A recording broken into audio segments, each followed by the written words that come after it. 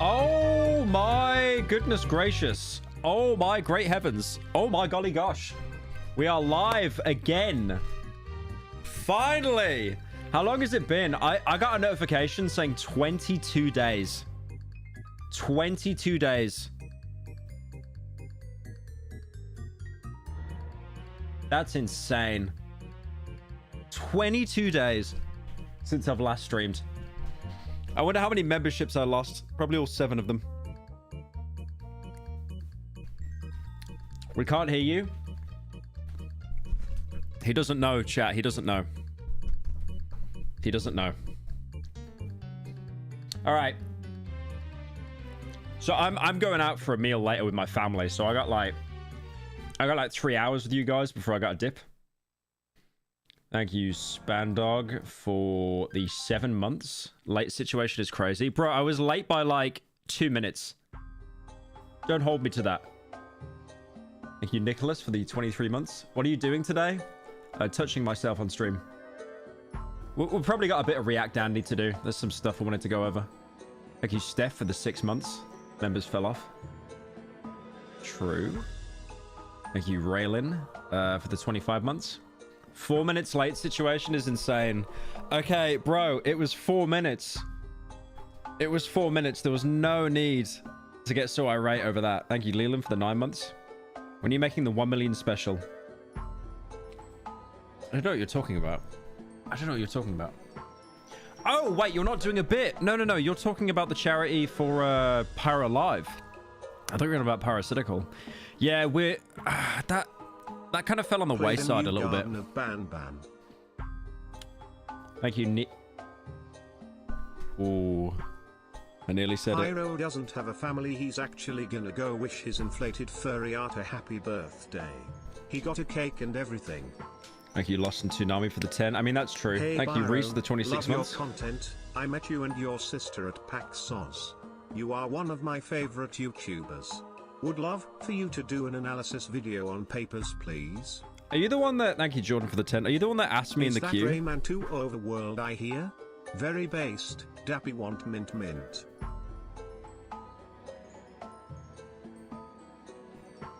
Thank you, Rose, for the 10. Thank you, Reese, for the 26 months. 22 days. Your hairline looks like dried up pasta. Hello, Pyro. The with Council the worst of middle Architects part. eagerly awaits your report on the rotundity and sweat levels of Australian drop bears, we believe, with additional caloric investment. Australia shall become a Braffhog financial center. Ave, Pierce Brosnan. Thank you, lol. Until you're a little 4chan lurker.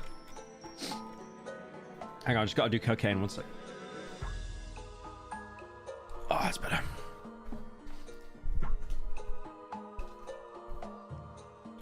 Will you stream for Thankmas? Is that Jacksepticeye's thing? Thank you, Cages, for joining. You Drenov for the 12 months. Why's your hair shining? Did you come from the heavens? I put like a primer into it. I'm trying to like make it look less like spaghetti. Wait, there's a garden of banban. Hang on a minute. I think I got a tab open for this. Is your sister hot? Let me get her number. I'm trying to be your in-law gang. If you do, I'll buy you a commission. I think the worst thing I could ever imagine in my life... Did you see the new Helldivers Warband? I think one of the worst things I could imagine in my life is a Pyro viewer becoming an in-law. I could not imagine a worse thing to happen in my life. I've been cancelled, right? And that's the second worst thing that could ever happen in my life. Sorry, I skipped your donut. I understand your love for round women. Thank you, pregnancy fetishist, for the 10. Normal donor. Did you see the new Helldivers Warband? You should check it out.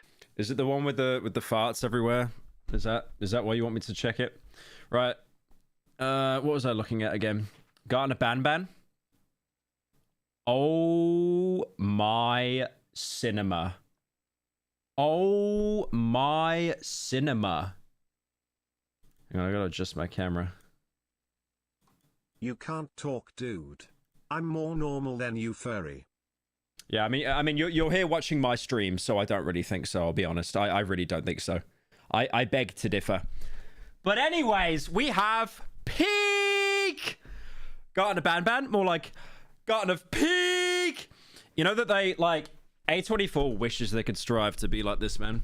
Like you has the 14 months. Echo 2K, Echo 2 gay. Yeah, sorry I missed you at PAX, by the way. Garden of Banban 0. Explore the origins of the mysterious Banban. Oh, it's actually a prequel, bro. Wow, and it looks no better. Look at those reflections on the ceiling. Oh my god, it's peak. It is peak. They added a cactus, boys. They added a cactus into Garden of Banban. It's peak. It's peak. I genuinely cannot imagine anything better in my life than a cactus being added. That's new lore. That's actually new lore. I like how they don't show like a single enemy, a single entity. It's just, here's a sandcastle, here's a sad chair, here's some lights that don't work properly floating off the ceiling. There's some mushrooms there, some trees that just look like Roblox tubes stacked on top of each other. There's a door. It's on site now. Just watch him buying a plane ticket already. You lost in Toonami for the 10. Add to wish list. I like that. I like that. They know that they know the viewer base of 5-year-olds and they don't know how to wish list games. I want to play it so bad. I want to play it so bad. You have no idea. Please release it now. Apparently, Jack Manifold got a voice cameo in like one of the games. I would love to be able to have a cameo. Delve into the past of the kindergarten and explore the origins of the establishment. Only you can connect the dots. That's cinema. Thank you, Gabby Chan, for the 27 months. What's more cinema, parkour, civilization, or Garden of Banban? There's not even a comparison. Take your time on Petscop 2. Your hair looks good. Don't listen to the haters. Face red heart shape. Thank you, Anand, for the 10. Petscop creator released a short story on Twitter. It has good atmosphere. Thank you, Chung, for the 23 months. Could I get a link to that? Mods, could I get a link to that? Petscop creator released a short story. Thank you, Theodore, for the 10. Have you heard of Psycho Pump Gold? It's a surreal horror exploration game. Has the best vibes I've ever seen. Also, I've seen a bit. People from... Yes, a law... Dude, you're not speaking English. I need like a priest to explain what you're saying. It has... Hey, Pyro. Hang on. I need to decipher what you're saying.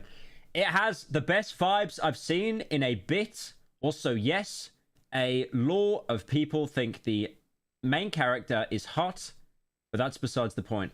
What is Psycho? What is Psycho? Psycho Pump Gold.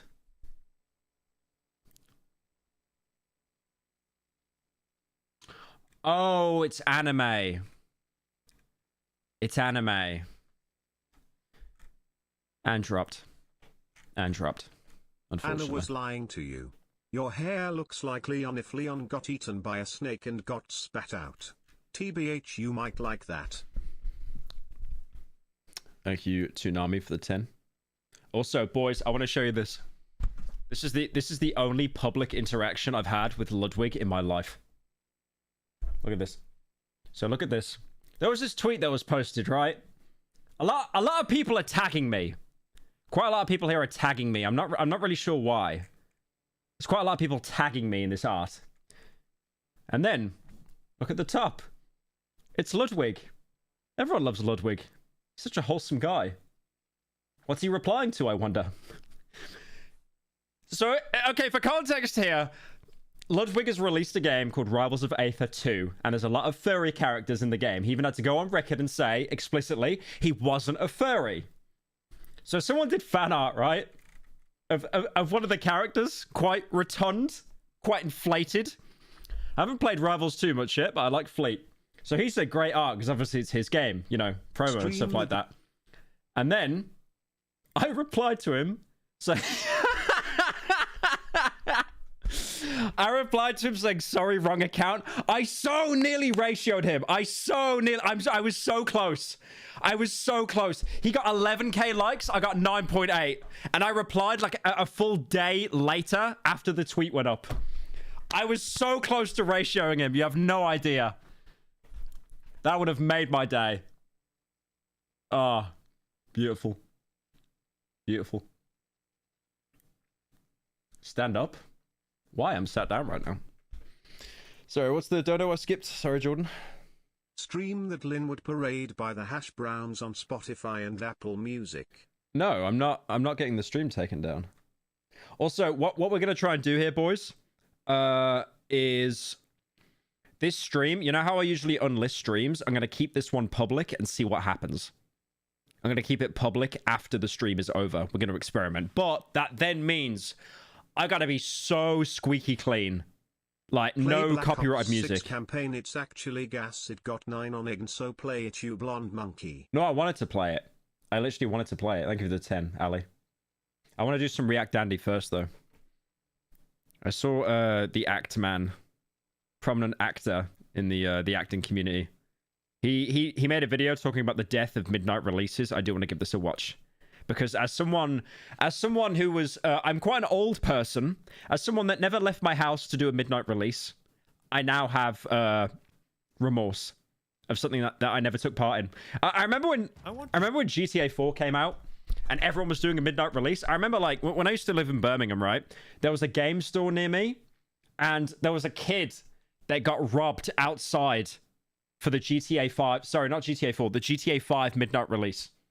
That was probably the last huge game that had a midnight release, right? There was definitely other bigger ones, but that was like the biggest, the most inflated.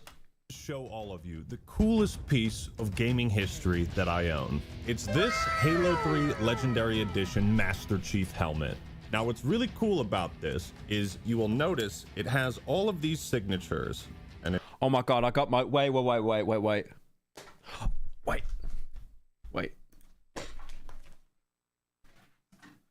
Dude, I'm such an autist. Look at this. I got John Halo there.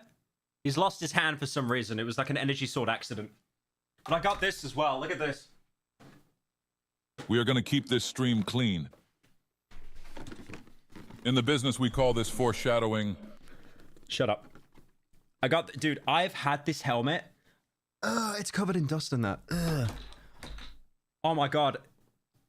John Halo has cobwebs, boys. I've had this since I was a kid.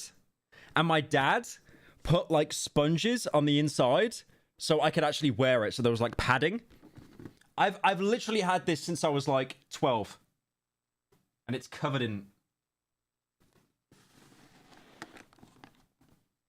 Dude, this is so cool. I remember, right? I would like always walk around school and stuff. Like wearing this helmet. And people laughed at me. I would still do that now. Like I genuinely don't care. I think that is so cool. I love this helmet. Look at it, man. It's actually so sick. I literally remember wearing this as a kid, thinking I was John Halo. Like all the time. It's so cool. Like even like when I was a kid, I was blown away by it. And as a 27-year-old man, I'm like, okay, that's still really cool. I love that helmet. I'm amazed that it survived so long as well. Microsoft, get him. I didn't He's know infringing. they had foam that is easily accessed in prison. Well done, Pyro Dad. Those shank making skills came in handy.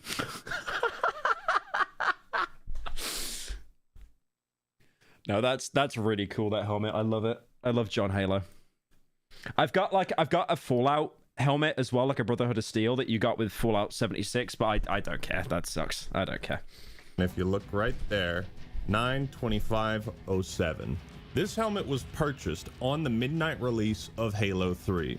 My friend gave it to me, thank you, Peter, and by... What's the stream thumbnail? What? You said the stream thumbnail. What is it? What's the stream thumbnail?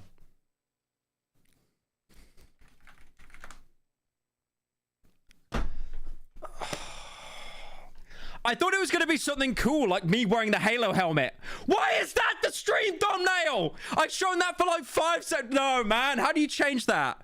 How do you change that? I'm being serious. How... How did I shown that for 5 seconds? Like I went over it for a bit and then I closed it and now we're watching Act Man. That's crazy. Algorithm actually despises me for real. Like, no, don't show me wearing the cool Halo helmet for 5 minutes. Show me showing the context tweet of Ludwig for 5 seconds. Great. Some enormous stroke of luck. He ran into a bunch of Bungie developers at the time. It has been awful. It's a terrible thumbnail. 6,234 days since this helmet was purchased, as of recording today. And since this was gifted to me, I've gotten it signed. Yeah, your helmet's cool and all, but you can't wear it. I don't even care it's been signed by the staff. You can't wear it, so I win. By one of the composers for the Bungie Halo soundtracks, Marty O'Donnell. I've gotten it signed by Steve Downs, the voice of Master Chief, by Jen Taylor, the voice of Cortana and Halsey, and by Brian Gerard, aka Sketch, the community manager. As far as I'm aware, I would never want to be a community manager for Halo. Old Halo, yeah, but not new Halo. This is a one... We need the stream squeaky clean. Okay, I didn't... Shut up. ...of a kind piece of gaming and Halo history. And the reason I bring it up is because this would not exist without the midnight release. What's up, everybody? This is the Act Man here, and today I'm finally digging up the time capsule. Oh, no, that's unfortunate. That is unfortunate. The one that's been buried for many years. We're diving in... Bro, Cortana is my dream girl because she doesn't even exist. Yeah, that's fair. ...to the past to reconnect with a part of gaming culture that has been lost to the sands of time.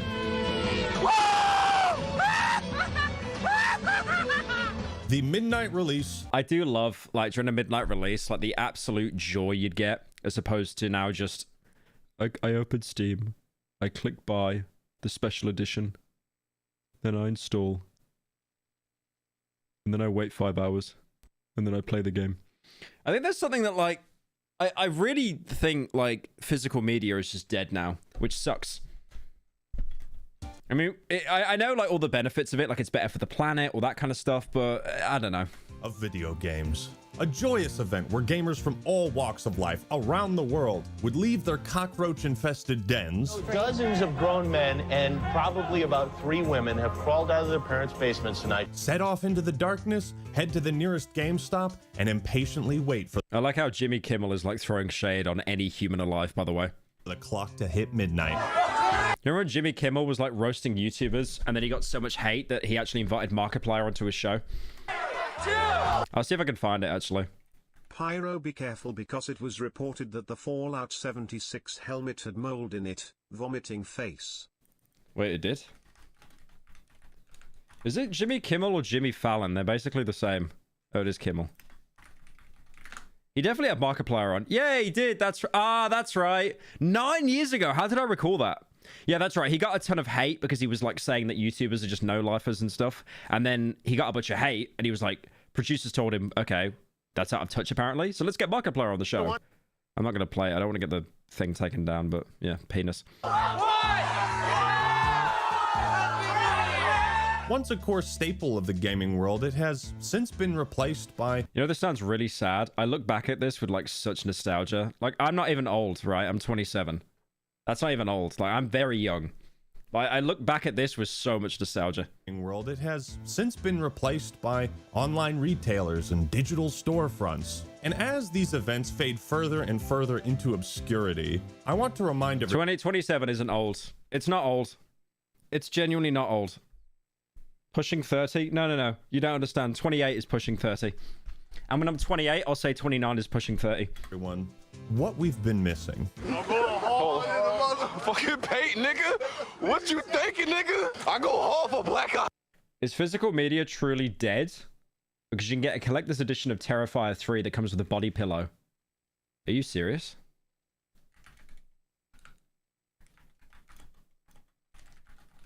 It's just gotta come up in my search now, like Terrifier 3 body pillow. Are you joking? I would buy that though. I would actually buy that. Apparently with Terrifier, right? Apparently with Terrifier 3, there was some DreamWorks film with a robot in it, and kids were buying tickets of that just to sneak into Terrifier 3. But So that actually made like the box office for that like family friendly film go up. first, do you love war? Do you enjoy the sound of thunder? Why is someone in chat asking for a bold stream? It'll happen in 2 weeks of natural hair loss. Thank you, Tonic, for joining. Then you'll love the sponsor of... I'm sorry, mate. I don't care. I love you, Actman, but no. I don't care. Sad that younger generations can't experience the thrill of waiting 5 hours? I will scroll on TikTok for 7 hours straight in my bed, brain rotten, full of depression, but I refuse to sit through a 30-second ad. Forget that. Forget that. In the freezing November cold to buy a video game and then go to school the next morning because your parents told you to. Is he gonna be playing this tonight or is he going straight to bed? Oh, as much as he would like to, he's going straight to bed. Oh. I know. Well, he has school tomorrow. This is peak motherhood right here. This is the first one that I've taken him to. You can tell that she's so uninterested, but still base mother. Actual base mother. Dude, if you, like, I can imagine people on Twitter, like, hating on this as well. And it's like, the fact that your mom took you out to a midnight release of a video game, like, the fact that she cares that much about, like, your interests and stuff, that she's willing to, like, support it, that's based. Like, I cannot hate on that. Base mother. And how do you like it so far? It's not bad. It's a little more awake than I thought it would be. And he's happy. That's the important thing. Look at how happy this kid is, man. If you had a mom like this, call in the nicest way possible. He looked about 45. He somehow looked older than his mother. her because she's fucking cool. I mean, how awesome is that? Mom's like, yeah, I'll get you the player's guide and the prestige edition of Modern Warfare. Dude, I got a Lancer, right? A chainsaw from Gears of War 2. That's gold, right? It's a physical one. It's gold. My dad painted it for me, and then he put an engine in it, like a rotor. Hang on. I've shown this before. I know I've shown this before, but we've always got new gens in chat. Hang on.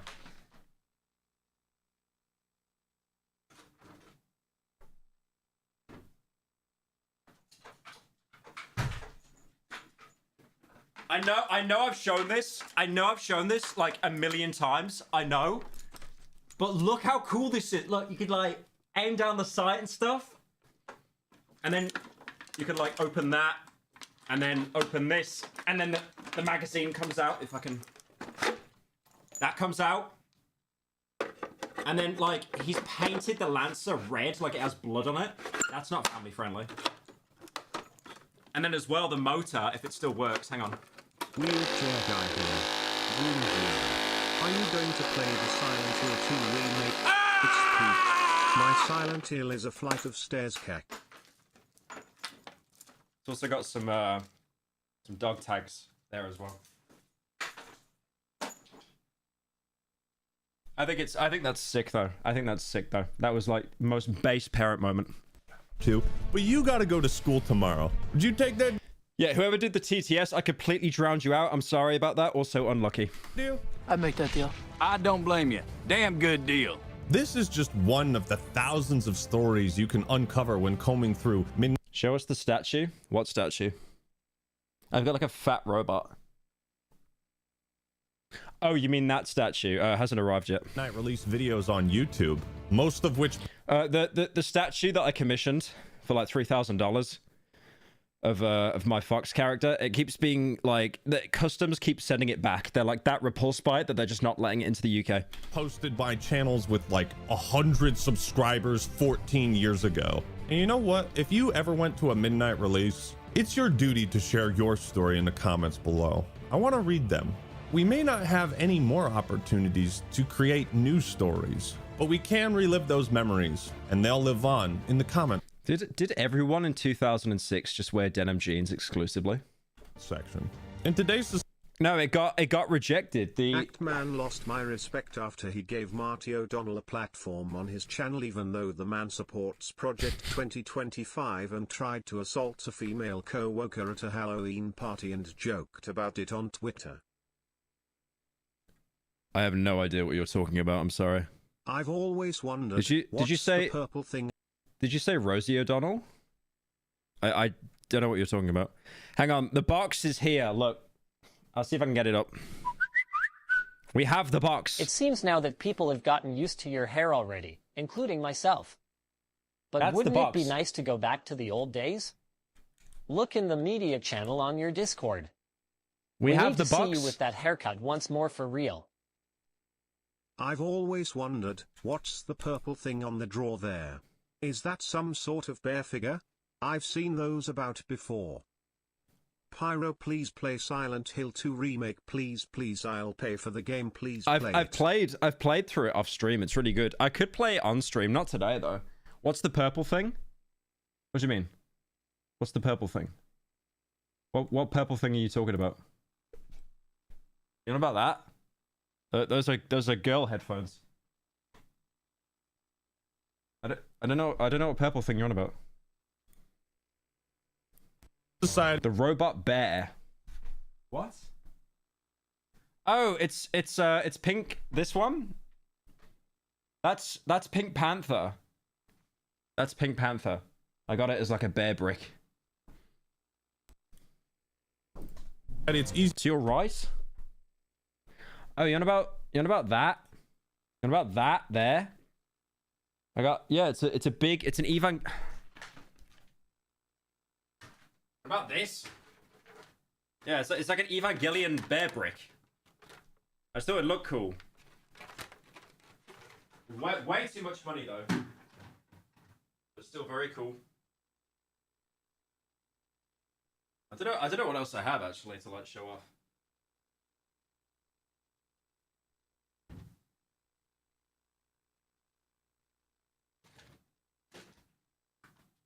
Well, I got this. I've shown this before, but this is really cool. I bought this from like some French store, just some fat robot. I think that's really cool.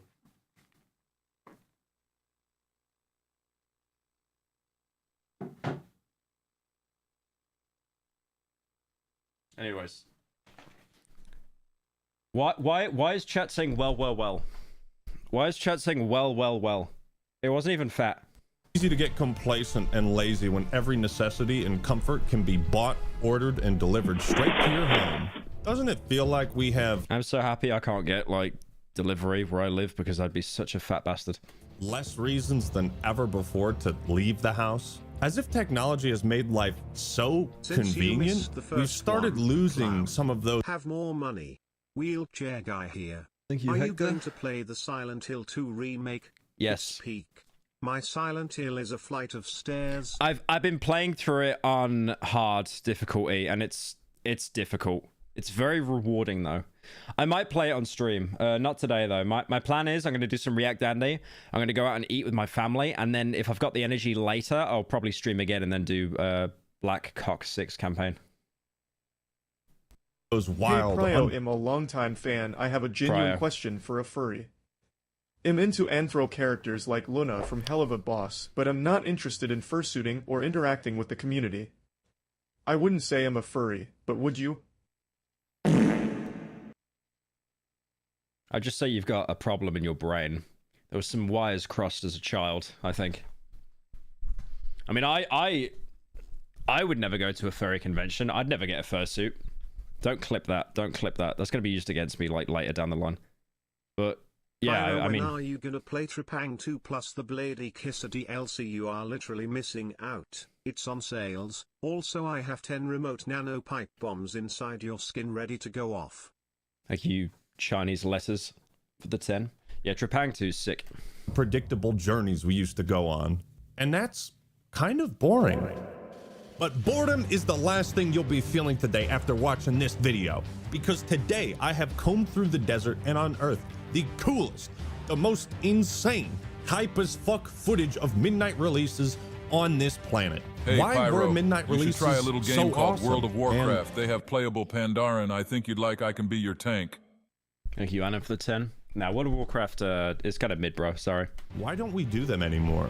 Today we are huffing nothing but nostalgia fumes. So come on in, hop into my time machine. I like how dangerous nostalgia is, right? Because it's like you could actually play. I swear, I've played so many games as a kid. You're playing WoW right now. Unlucky. I played so many games as a kid. I revisit them as an adult, and it's like, this sucks. How did I enjoy this? Buckle in, whip out your Halo 3 Legendary Edition helmet, and let's take one last ride. One game I'd love to replay right now is Viva Pinata. That was such a fun game as a kid. Thank you, Alec, for the 5 months. Darkwood is amazing. Thank you. I appreciate it, man. Thank you. Since you missed my Dono as well, have more money. Now, we get used to your hair already, but wouldn't it be nice to go back to the old days? Please check the media channel on your Discord. We need to see you like this for real. Please check the media tab on your Discord. Okay, I'm like old person. I'm like an actual old person using Discord. Surprisingly. Where did you put it? Where's the media tab? There's too many tabs here, bro. This sucks. Is it media?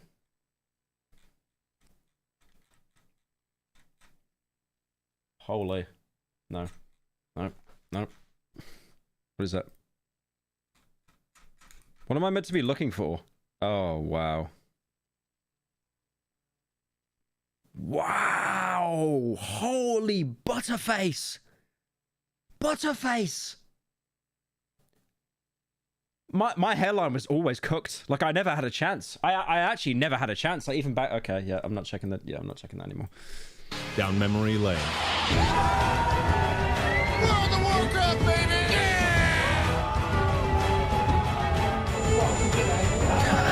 Why? How would you get arrested on the midnight release of Halo?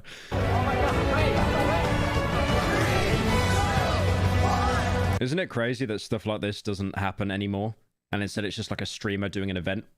So do you remember when like Halo came out, midnight release, we're all queuing up, and then you ask a child that, and it's like, no, I was just waiting for the Kai Cenat McDonald's order. Thank you, Reese, for the 27 months.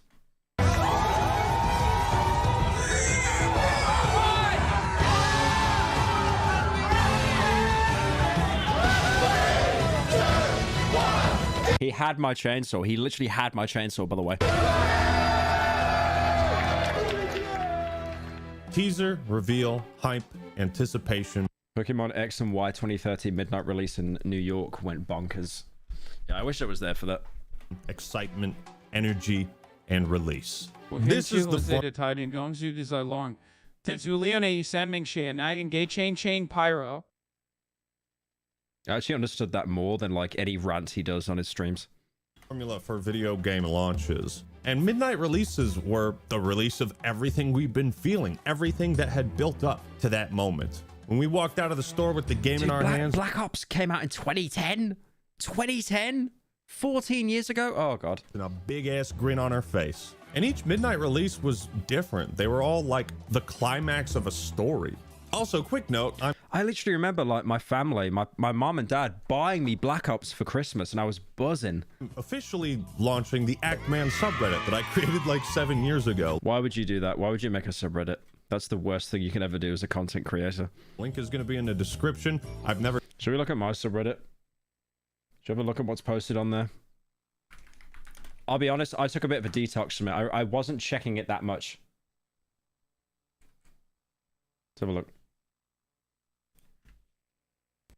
What does young Andy Warhol look like, Pyro? Hi Pyro, met you at PAX and Cold One's party. You were super nice and did a bit for me as well. I made a vlog for PAX if you wanted to react to it, but I've also uploaded the clip of the bites://www. Thank you, Soda, for the 10. Are you the guy that asked me at PAX to pass the Chef DVD to Chad and Max? Yeah, that was funny. There was a guy at PAX, by the way, and he wanted me to get Chad and Max to sign his Chef DVD because they've got this running Chef bit. I mean, it's a dead bit, but... And then I asked Max, I was like, can you just sign this for him? And I was like... And he was like, yeah, go on then. Stomedy. Genuine criticism towards Pyro's fan base. Bowling Luan, tail root plitmitsui pum philium 2 Pyro. I don't get it, Hassan, I'm sorry. I'm not a tier 3 member. The Pyro... This is why I can't check the subreddit, man. Like genuinely, I can't even check it anymore. Never shouted it out before, but like first time I checked it all week, and then there's that. Go join the community there. Feel free to ask me any questions. Pyro fans have one joke, one singular joke, and they will millhouse it into the ground. Memes. You can post more or less whatever you want. Just keep it about gaming and the channel and all that. So yeah, subreddit. Isn't it crazy? Like I said that I need to be on best behavior this stream so it doesn't get taken down, and then like two incidents already. Down in the description. Anyways, the reason Midnight... Get your clip farm W fraud. I'm sorry I didn't have x-ray hacks to look through the spoiler filter, bro. My bad. Releases became such a huge deal is obvious. We all shared in that anticipation. We all reveled in the calm before the storm.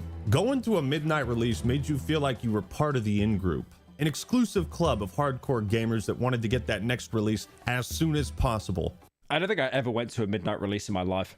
I know I sound like a massive grifter saying that, but I just always remember, like, any of my mates that would go to a midnight release, they'd get robbed. But that was in Birmingham. Faster than anyone else. Like, I was never part of this scene, but looking back on it now, I really wish I was, and not just, like, playing Oblivion until 3 in the morning.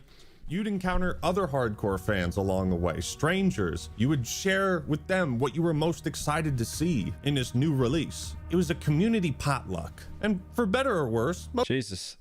That is literally Discord now. What are you doing, Discord? Oh, no, actually, no. Let's fast forward to current year. All that happens now, midnight release. You're in the Discord chat. You excited for the game? What game? There's no games. Mostly better. Midnight releases gave gamers a space to... To be fair, there has been games. I will take that back. There has been games. Silent Hill 2 Remake was a game. Be themselves in public. But every midnight release was different, depending on the store, the game, the fan base, and the city. It seemed like every game... Halo Reach launch party was sick. Yeah, it's always sad to see as well. You know when like really old game servers get taken offline, like how you know, like Phantasy Star Universe and that, and the Matrix Online, when they get killed off, like you just know they never come back again. Stop would have. To be fair, you do have people that like revive the servers like unofficially. Free pizza for people, and they could have ordered it from the shittiest pizza shop in town, but god damn it, you've been waiting for 5 hours, so that pizza tastes divine. Midnight releases could be small local gatherings or massive publicity stunts that take place in Times Square with thousands of people waiting in line. People would fly out to New York. Isn't it crazy that Halo was Microsoft's juggernaut and now no one cares about it? No one cares. But then you've got other games like Mario that still stand the test of time. Like nowhere near as much, you know, but still, like, damn, like it's so sad how much Halo fell off, man.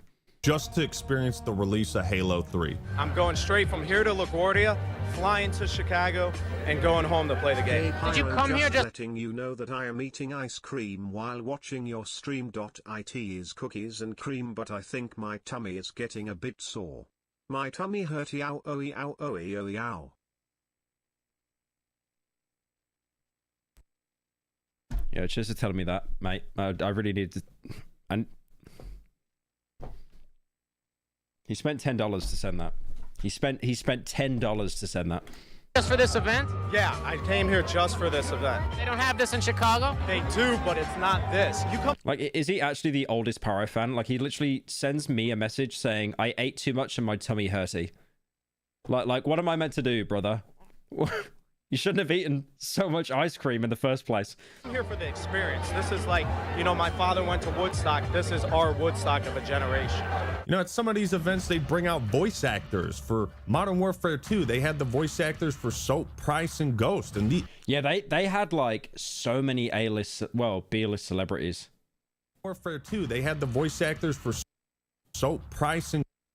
Yeah, Billy Murray, that's right, for Price. Ghost. And actually crazy. Even these... They're not huge British actors, but they were in like smaller films and stuff.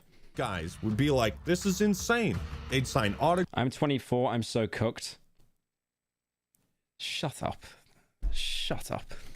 Talk with fans. I gotta say... So, is that the average kid on TikTok? I'm 14. I just turned 15. My life's over. I'm cooked. I'm overwhelmed because I never really realised just how big this would become. It's just mad. So outside of things like Comic-Con, there weren't many opportunities to meet these people whose work you really enjoyed. Why did you have to be here first?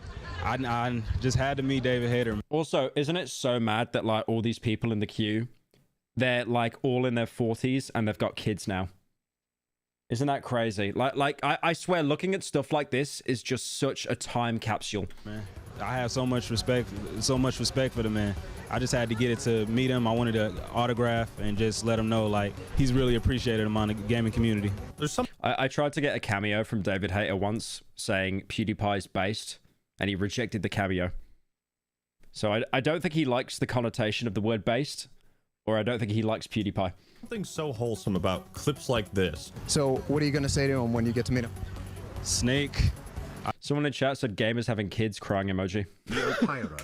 Do you know if the one-day ticket for that con in Germany gives both access to your meet and greet and that workshop? Customer support is not getting back to me. Skeptical. Thank you, only German Pyro fan. I will, give me a second. I will look into that. I will look into that for you. I've just sent a message off now. Yeah, that's a very good point. I'll get back to you on that. You'll probably see an update in the next video that I shill it in. Only thing I can get. But I know I've got the workshop and the meet and greet on the same day, so I'm gonna be knackered. In my head right now, man. I'm still thinking. Dude, you've had 19 hours. That's what you came up with. I was just still unbelievable that I was first one in line when I got here, man. That's a real Metal Gear Solid fan right there, man. And to have this joyous moment immortalized on video, gotta be a great feeling to be able to relive that. And if you were really lucky, at certain midnight releases, you might catch a glimpse of the richest man on the planet selling the first copy of what would become... Has he just always looked 70? Like, has he just always looked that old? This is like nearly 20 years ago. He's just always looked old. On the planet, selling the first copy of what would become the largest entertainment launch of all time. You might think you're cool, but you'll never be Bill Gates walking out of Best Why does his mouth seem like a marionette? Buy after selling and... Come on, man, that's messed up. Signing the first copy of Halo 3 while I Got 5 on it blasts in the background.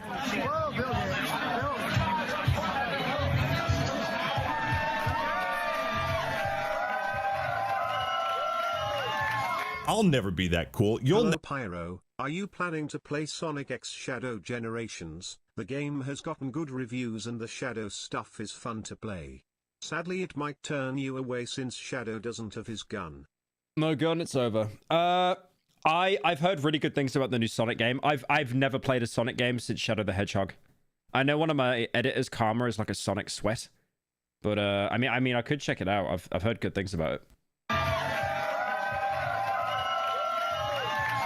How does he look cool? It's like just walking your granddad like outside a cafe. I'll never be that cool. You'll never be that cool. And that's okay. Also, if you look closely, it looks like Bill's sweatshirt has the UNSC logo on it. Like, talk about being a straight fucking gangster. The hype at these... I mean, he owns Microsoft and Xbox is Microsoft's company. So yeah, he's just like, he's repping his own merch, basically. Events was simply unmatched. And I love how creative the... One of the mods just sent me this image.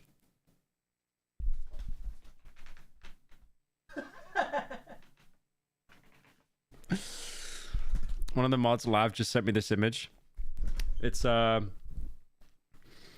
Hardy being mogged by 2 Halo Spartans. Why is it so low image? Oh my god, he's being mogged. They're actually mogging him. Look at that gun. It's like the length of his entire body. Poor fella. Like, he's got his hand on his shoulder. Like, it's okay, Tom. It's okay. You don't have to stand on your tiptoes. It's okay. These stores could get. For Red Dead Redemption 1, you know, they'd bring out Nerf guns and host little shoot. Babyface. There's a film called Layer Cake that has Tom Hardy in it, and he's actually baby mode. It's over. It's over. You bird for the 10. Yeah, look how baby Tom Hardy looks in that film. I watched this film like once a year, I think. It's a really good film. He actually looks so baby in that film. He's probably younger in that film than I am now. Tom Hardy, more like Tom Baby.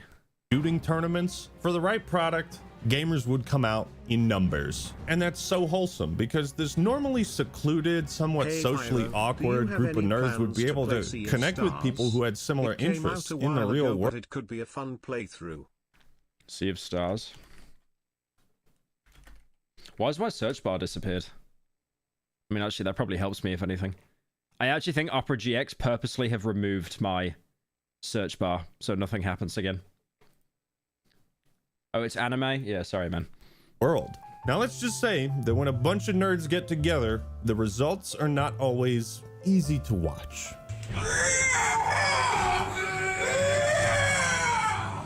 This isn't cringe at all because this is what most people do on TikTok lives like today. I don't find this cringe at all, genuinely. Stop it, trying yourself. These are just like kids having fun. Like there's nothing cringe about this at all. And especially because like everyone on TikTok does this for attention now. Like these guys are just having fun and LARPing. If this was a TikTok live, they'd be running in and like smashing stuff and then harassing the cashier who's not paid anywhere near enough to deal with that.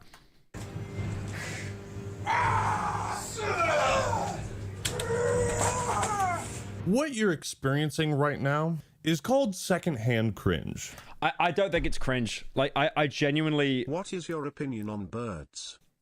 They fly. I don't think that's cringe. I genuinely think you should always live as like an inner child kind of thing. I always think you should, usually if you, I saw this video by a YouTuber and they basically explained that if you feel cringe, you feel that because you're basically projecting. Like you could never, if you imagined yourself in that situation, if you imagined everyone looking at you, it's like, oh, that's cringe. You know, someone running around being a moron, like dancing in the street, and then you think, oh, that's cringe. Because like you're imagining yourself in their shoes and everyone looking at you and you just couldn't handle it. I think stuff like that, as long as you're not annoying anyone or getting in anyone's space, like stuff like that is totally fine. Like they're in like a dead ass game store, no one else is in there, just jumping around, like having fun. Like I think that's based. If it was crowded and stuff, yeah, fair, like piss off, but like that's fine. What is happening in this clip? This is at the midnight release of Skyrim on 11/11/11. Never forget. And the scene playing out in front of us is a rare good take. Shut up. Shut up. Every take I have is good. Performance of what it's like to fight cliff racers in Morrowind. Come on over here.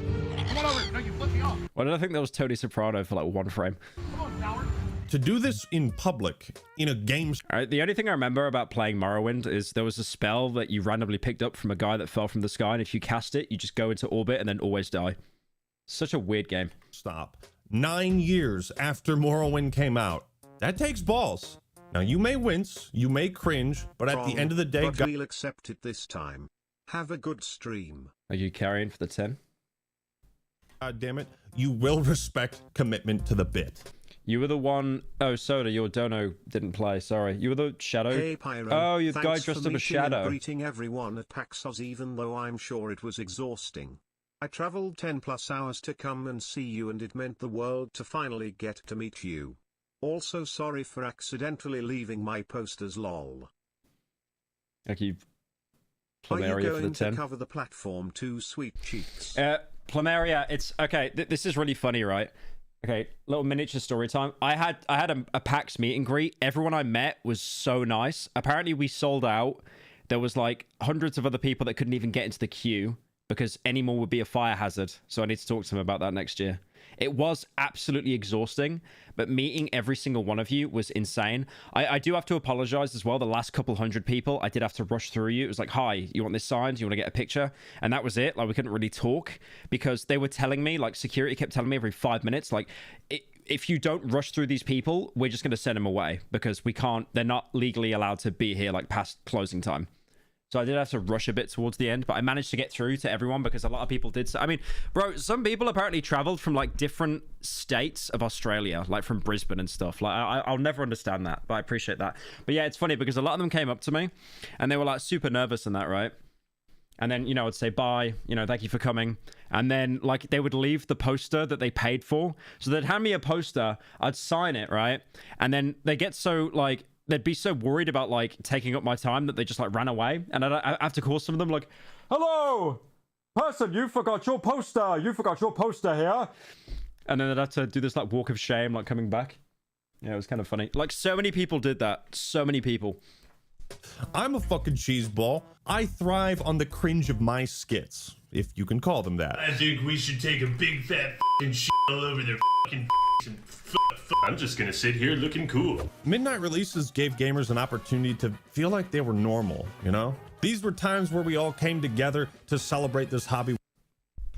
Thank you, Plumeria, for the 14 months. We have so much passion for. I was in a different state and literally just came to see you. Yeah, based. I really appreciate that. I don't understand how some of you enjoy the content that much that you're willing to travel to like different parts of the country or like from different countries. I really don't. I'll never understand it, but I really do appreciate it. My brain just shuts after that because I think it will just dissolve. Whether it was Gears of War, Halo, Call of Duty, Metal Gear. I mean, I am doing Germany. I am doing Germany in a couple weeks. Berlin, I think. Solid, Borderlands, Assassin's Creed. Everyone had to do the same thing. Wait in line for hours. And when you're bored, you find creative ways to pass the time. Tell me about your most epic quest or battle to date. Raiding this girl's molten core. Midnight releases were also great publicity.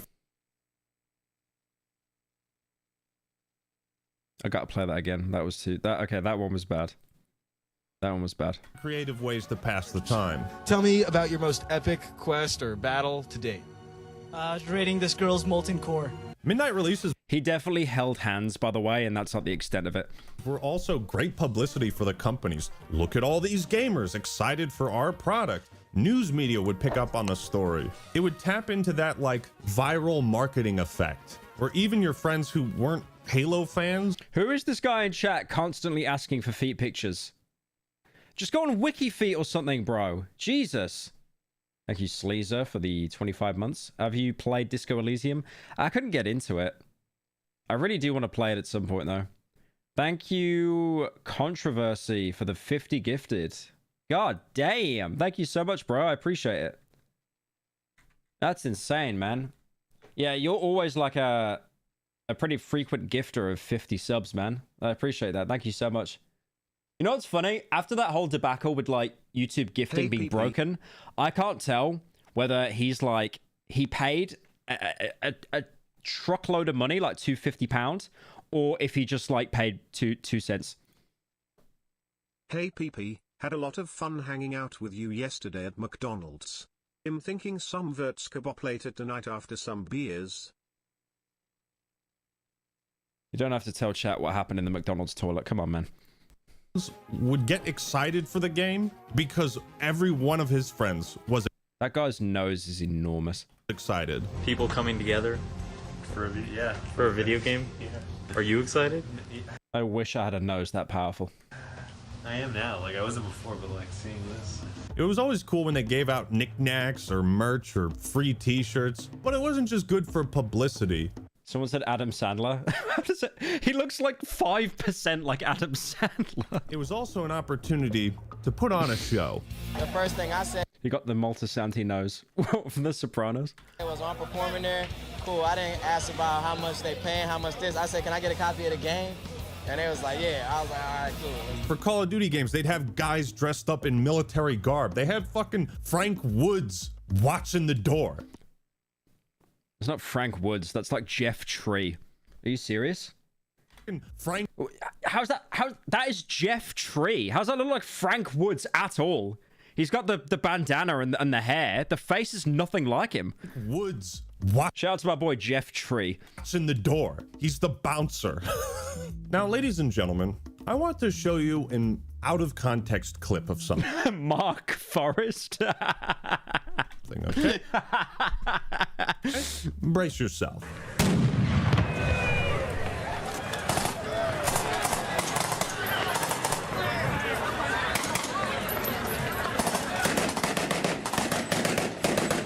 It's funny because I know that this is all staged, but all the people around wouldn't know that, and they would just think it's a normal day in America. Quiz time. What do you think is happening in this video? Is it A, leaked footage of an active war zone? Surely the American makes a school joke. Come on. Say school's out for summer. B, police body cam footage taken during a robbery. C, footage of military conflict in Israel and Palestine. Someone said D, Detroit, Michigan. Or D, the midnight release of Call of Duty Modern Warfare 2. Yeah. Random It's fitting that Modern Warfare. Warfare Review the platform too. Thank you, Big Bert, for the 10. I skimmed over the platform. If I were to make a video on it, I'd probably talk about how it fails in every sense to be like the original platform. And it also explaining everything doesn't help as well. Because they basically explain everything and it ruins all the theories and all the interpretations. And it also explains what happens when you reach the bottom level, which I really didn't like. Like, anything that was up to your interpretation was just, like, wiped away. Warfare 2 as one of the most... dude, it's sitting on, like, a 5 on IMDb. Like, I'm really not surprised. Most controversial games of the last 20 years would have... And you know the worst thing is now? Like, if I did a video on the platform too, I feel like I couldn't even do it, like, in the style that I did, like, the old platform video. I'd have to get, like, a whole set and stuff done as well. Because I feel like that is just the standard now. Equally... Like me in a jumpsuit or something. All right, you know what? Chat. What would you bring? What would you bring into the platform? Okay, I want to ask you a question here. In the platform, right? You're in the platform. What is the one food item you would bring into the platform? Please comment. I'm not asking for the item yet. I'm asking for the food. What food would you bring? Nintendo Switch, you can't eat that, you moron. I just said food. Lunchley. You actually had the worst possible thing. All right, enjoy eat. You know what? You might as well have the Lunchley, because if it's there on the platform, someone else will steal it from you. They'll eat the mold, and then they'll die. Banana. The fleshlight, you can't eat that. Pizza. Pizza's pretty good. It'll probably be the first to go, though. Someone else will steal it. I think the genius idea is to have a food that is so disgusting that no one else will have it. So by the time it gets to you, hopefully no one's had it. Uranium? That's a smart one. I like that. Dog. So you just have a dog. Okay. All right. Sustrumming? Okay, sustrumming is a clever one. Because if they open it on their platform, the two people on that floor will die. So that gets rid of competition. Snails. Snails are awful. But that's actually pretty clever because no one would eat it. A rat. No one's picking normal food here. A cigarette. You know what? I'll let you have that. Fine, I'll let you have that. You can eat a cigarette, sure. The Pyro Christmas dinner.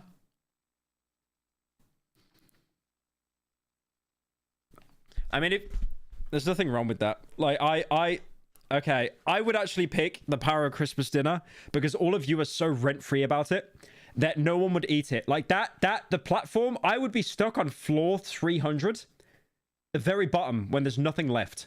And the Pyro Christmas dinner will still be there. Let me see if it actually comes up on Google. Like, if I had that on the platform, that would survive. That would make it to my floor easily. Why is there so many results of it, by the way? You don't need to repost it that many times online. That sucks. Easily, that would. Okay. Second question. What would you bring into the platform? I thought it was pretty good. The whole critic on communism thing was pretty cool. Are you Bert for the 10? Yeah, I think it shows that, like, both systems don't work. What would you bring? What item? You're allowed to bring one item into the platform. I think there are restrictions, like you can't have guns and stuff. But yeah, we'll just allow anything. I immediately just said that, and the first result someone said was a Glock 9mm. Blue Scout to the Darkwood video. You're gonna carry around an MP4 with you. All right. You're gonna bring a dog. Okay, someone said they're bringing a dog as an item, and someone 2 minutes ago said they're having a dog as food. My phone to watch Slop Live. You'd get no Wi-Fi, though. A bag of dirt. Ozempic? I love that body dysmorphia, right? It's like, you're on a platform. You might be not eating for weeks. But he still wants to bring Ozempic. He still wants to bring Ozempic. Just in case a little snail makes it down to his floor. A Zin? Yeah, I actually respect that one. Live cattle. A PS5 Pro? That is the most useless thing you could have ever bought in. Like, not even that it has no games, but like, you can't even turn it on. You bring Prime. Xbox Live. He doesn't even bring. He just. Pyro, do you remember the roast battle you did with Leafy on Drama Alert? I do. It was based. I like how he said Xbox Live. Like he's just bringing an Xbox Live card. Ramlosa? Okay, I respect that. A Rubik's Cube. A Rubik's Cube is actually pretty good, though. That could, like, help kill the time, I feel. That's actually kind of a genius one. A bike with no seat.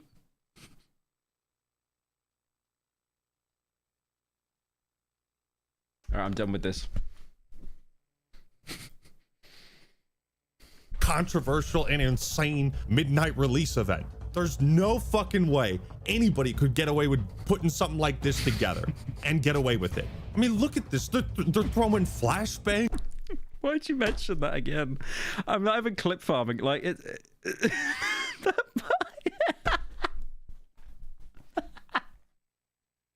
Literally, I rehearsed what I was going to say for hours, and I was so starstruck and trying to focus on not bursting into happy tears that I forgot everything, including my posters you signed. Lol. I remember the walk of shame more than the actual meet.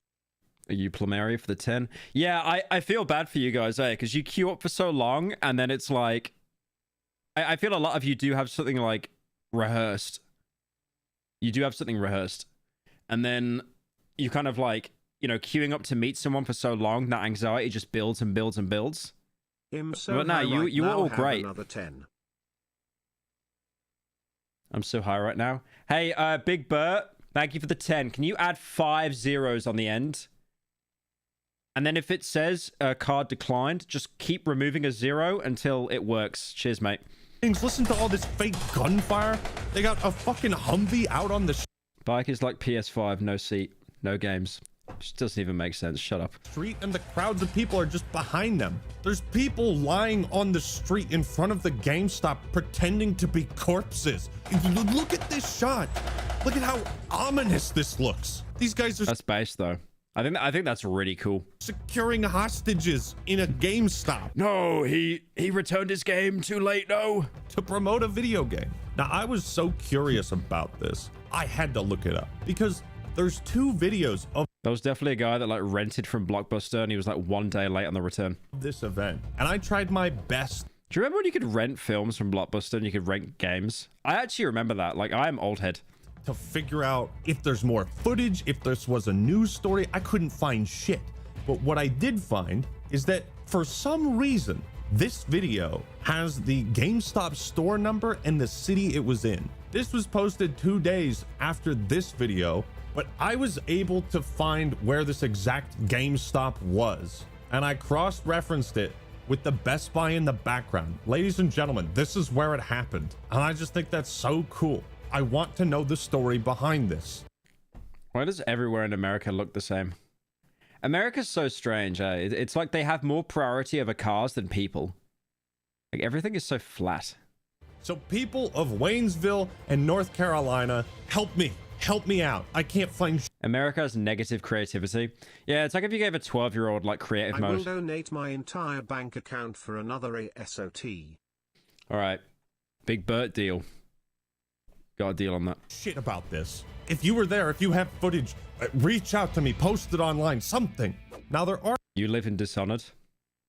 I'd rather live in Dishonored than like GM Flatgrass. There are aspects of the midnight release that are still alive. For example, going to the Halo World Championship events has the same vibe. Midnight releases and professional live tournaments are similar to concerts or sporting events in that the most die-hard fans are always going to be there. Midnight releases were like football games. You were there to... I am such a child. I think like cosplay suits of like Halo and stuff are so cool.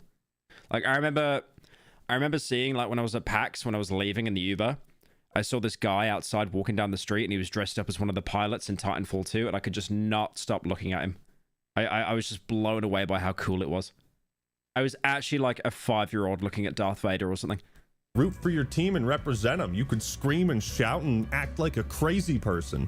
And you could get some pretty cool swag, too, like... Was he fat? Can I have one nice wholesome moment with chat? One nice wholesome moment. Dog tags. Some people would show up in cosplay outfits. There'd be tournaments, giveaways, rap. That's crazy. I'm telling you up. That's crazy. That one was too far. That one was too far. He was, but that's not the point. Raffles, exclusive merch. You'd see people with Lancers at Gears of War midnight releases and Master Chief cosplay. Thank you, Orthodox, the 7 months. Shipwreck video soon. We put it on hold for Fear and Hunger. Players at Halo ones. And at midnight releases for Grand Theft Auto games. I really regret doing Fear and Hunger. God damn, that game is so deep. People would get jumped. What's this? You got fucked up, yo. Yeah? Look like you belong in Grand Theft Auto. Hey, Grove Street for life. Each midnight release was like always true to the series. Like in this footage at the midnight launch of the Burning Crusade, where they had a competition for who could recreate the in-game dances the best. You see what I mean though when I say these are the... What's your thoughts on the presidential election upcoming and Halloween? Wish you a lovely day further, Pyro. What's my thought on the presidential election? I don't care. It's woman that changes accents and orange man. That's it. Events allowed us to feel more normal and just be our quirky, nerdy selves. I miss that. You know, when we were younger, you couldn't go out to a bar and get wasted, and real high school parties were always at risk of getting the cops called and getting you in trouble. But midnight releases were how gamers partied. Some people would party a little. I'm more currently planning how to escape the UK so I don't have to pay more tax. Love your vids, especially the Cruelty Squad one.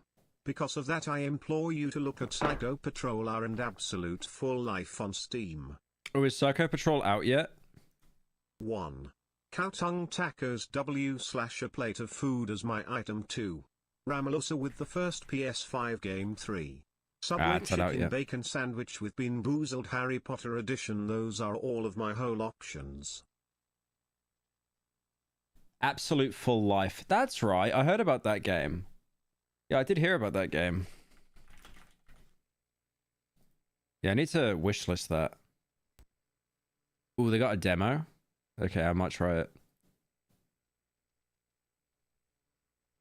Yeah, this is a guy who's like, he's so obviously inspired by Cruelty Squad. But it looks fun. You manually reload in the game as well. Like, not just pull the gun down like Cruelty Squad, but like you actually, you gotta like eject the mag and all that kind of stuff. It's a lot more finicky. Thank you, Jam, for the 5 months. A little too hard? Like this guy? Thank you, No Rue XD, for the 10 gifters. Appreciate it, man. Thank you. Halo Reach midnight release party arrest. What I love so much about this is that the video just starts this way. Like, we have no idea why this guy is getting arrested. We can only imagine. One thing I love is because this is like 2006. The guy recording probably just pulled out his Sony Ericsson. Imagine what happened. Dude, you know, you know the Sony Ericsson. Hang on a minute. You know the Sony Ericsson. You know the phone in Cry of Fear. This Sony Ericsson. I've been trying so hard to get this phone because I'm cosplaying as Simon for Halloween. And it is so hard to get this phone, bro. I regret making that Cry of Fear video because all the sweats bought it online. It's so hard to get hold of it now. Like, that one's white. I don't care. Like, that one's in stock. I can buy that, but it's white. I don't care. Like, it has to be black. It has to be black. If any of you have a Sony Ericsson, if you got a Sony Ericsson W610i, please send it to me. I need one so badly. Prior. But also, imagine going to a midnight release. Paint it black, then you paint over all the lights, you idiot. For Halo Reach, and not being able to play Halo Reach that night because you got arrested at the midnight release for Halo Reach. I think one of the magic ingredients for a midnight release was the physicality of it. Gamers were mostly an indoors bunch, you know, we'd socialize on Xbox Live. Xbox Live! If you're a Yo Mama fan, you'll know that reference. But it was also that feeling of like actually having the game in your hands, right? Dude, okay. Unpopular opinion. Voice chat, trash talking, that was basically therapy. Because imagine, it's like everyone you interact with, you gotta be nice to them, you gotta be nice to everyone at school, you gotta be nice to your teachers, and then you go home, and you just vent all that aggression on people that you will never meet in your life and probably never join a single game with them ever again. Like, that is basically therapy. Now, I know there's been some weird cases. Like, there was one case of someone that, like, trash talked someone and then he found out where he lived and killed him. Like, years ago. That's not a bit, by the way. That was pretty terrifying. But for the most part, it's basically therapy. Show your feet. If you were one of those... Nani? Yes, show your feet, you little naughty girl.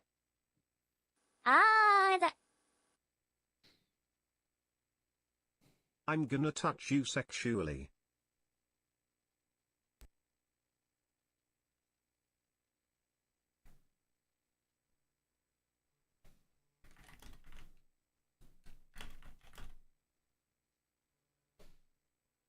Was that Jonah Hill gif?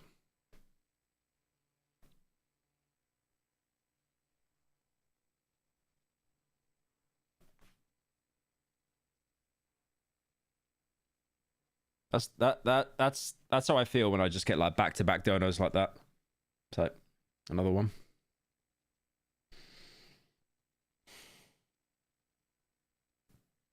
It's a lot. It's a lot.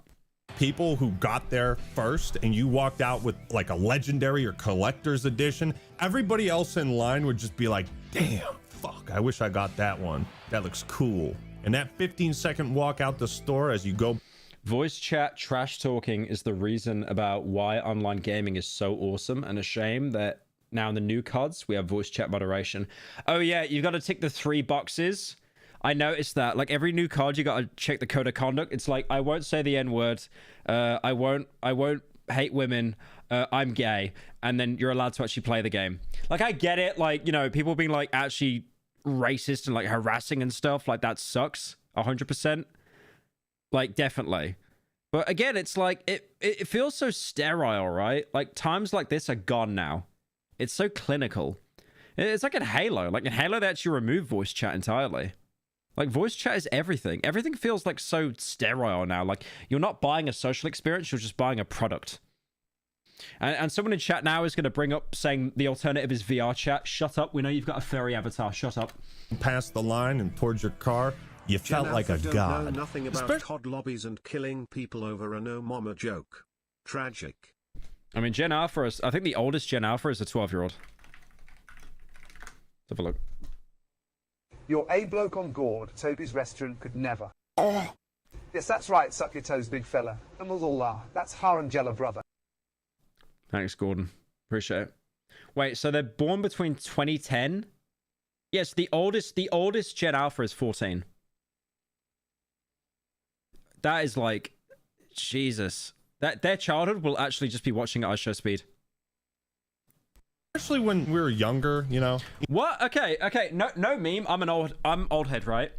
What are like kids playing nowadays? Like Gen Alpha, like 12-year-olds, 14-year-olds. What are they playing? Is it literally just Fortnite? Because I have not touched Fortnite in like 4 years. It's probably Roblox as well, isn't it? To be fair, Roblox, yeah. Probably Roblox. I still need to play Pressure on Roblox. Is it just Roblox and Fortnite? Please tell me there's another game, guys. Siege? No, that's the 15-year-olds. Fortnite is all old heads? I disagree with that. I think it's still full of little zoomers. They play SpongeBob? They play FIFA? Yeah, true, actually. Yeah, FIFA. Apex? Yeah, also that, probably. In school. Yeah, you hit the nail on the head with FIFA, though. Got a lot of responsibilities, homework, sports. There weren't many opportunities to stay up all night playing video games, and most parents wouldn't let you. So I love the fact that I'm Gen Z by 1 year. If I was a year older, I'd be millennial. Eastern Europe voice chat. They don't even say slurs. They say geographical names of battles in wars/mass scares at each other. Was fucking amazing when you could like break the rules this one time, or shit, maybe your parents wouldn't let you ever break the rules, so you'd sneak out with your buddies while they slept in, and it was like that youthful desire to rebel that I think so many gamers found appealing. Here we are on our way to pick up Halo 2 at GameStop at South Hill Mall. I mean, most people never left the house. The biggest way to rebel when you're a kid playing COD is by screaming the N-word down the mic. I have to confess, I'm going 30 over the speed limit right now. And there's the social nature of it, right? You'd see your friends at the store, you'd wait in line with them, shoot the shit, then you'd all go home, hop on Xbox Live and keep chatting as you all played the same game. Or you'd go to someone else's house and experience the game together in person. Also, because a lot of us were teenagers at the time, we didn't really have a whole lot of disposable. How old is Actman? Because I swear he'll just be my age, right? Wow, he's only 2 years older than me? It's actually crazy how much like facial hair adds to age. Income. So I actually thought this guy was like 35 or something, or like like early 30s. Not as an insult, obviously, but yeah, it's just to be fair though, like, hey Pyro, I'm chilling. With me, like, obviously, like, I'm clean shaven, right? But as soon as I get stubble, like, I look repulsive. I actually look like a 30-year-old as soon as I have stubble. So that's why I'm like clean shaven, coping for as long as I can. Thank you, No Hey Roof, Pyro, for 10 gifters. I'm Appreciate chilling it, man. in the ambulance on my break. I work as an EMT. Thank you for your Utopia vid. It's helping me through when I don't have a patient. Thank you, Machine Boy, for the 10. Appreciate it, man. Yeah, Utopia was really fun. Some of us had to make the... Grow out a beard? Nah, if I haven't done it by the age of 27, I don't think I'll ever do it. I love being clean shaven too much. Tough decision to trade in games at GameStop. I hope I actually have enough money to buy this. It will be some fucked up shit if I really don't have enough money to trade in and get this shit. I don't give a fuck about this. I don't give a fuck about... I look so young without facial hair. Yeah, as soon as I grow any facial hair, I don't get ID'd anymore, and that's scary. I want to be ID'd for like... As soon as I don't get ID'd, it's over for me. But thankfully, I'm still getting ID'd. So... I still know I'm young. It's so funny when you're young. It's like, I hate being ID'd. This sucks. But then when like you're getting like, in your late 20s, it's like, oh, I hope I get ID'd. That's a compliment. This definitely not. I was wondering if you would be I would. You would. Would you be able to tell me your favorite ice cream? My favorite ice cream. If I would be able to tell you my favorite I could, but my balls flavor. I already have another copy of this. Did he make the right call, trading in these games for Black Ops 1? That is a tough call to make. But the most Mr. powerful... Pyrocynical, considering the Labour Party operatives are helping Carmelo, I will need a British boy of my own, you, especially as Elon is fucking my campaign with his gay little jump trying to make an X and his super PAC fucking things up. Donald Trump, I will help you, sir. I like how that is something Donald Trump would say. He's like, this Elon guy, I like him. He gave me a lot of money for the campaign, but he's a little bit gay. He's making the whole campaign gay. Hey, Pyro, how are we? Is he doing it again? Here we go. I just bonked his head for you. You're welcome. Time to get naughty here. Okay. You're a good boy now, Donald. We're here. My head is fuming. Oh. Yeah, I've always thought Trump and Biden love each other. Election roleplay. Of the midnight releases, in my opinion, was that of a new console generation. That is the sound of games. That is the sound of actual games. Alright, it's next evolution of PlayStation, and they're doing it right from the beginning. Backward compatibility, allowing you to play the old games, so... Why is there just a random cat climbing on him? Some random ass cat just climbing on him. PlayStation doesn't die, you don't have to buy new game cartridges. Whether it was the PS2, the Wii, the 360, each new console was like unlocking a new Super Saiyan version, and how that radically changed everything in Dragon Ball Z after the Frieza saga. It radically changed. I don't get the reference. I've never watched Dragon Ball Z. I'm really uncultured. The only thing I know about Dragon Ball Z is everyone's got a really big forehead and it's over 9,000. Like, that's it. Our lives. I remember my friends waited in line for 7 hours to get the Wii on day one, and that's like a core memory of the Wii was so sneaky when they made that, by the way, because they purposely understocked it to build up hype in America.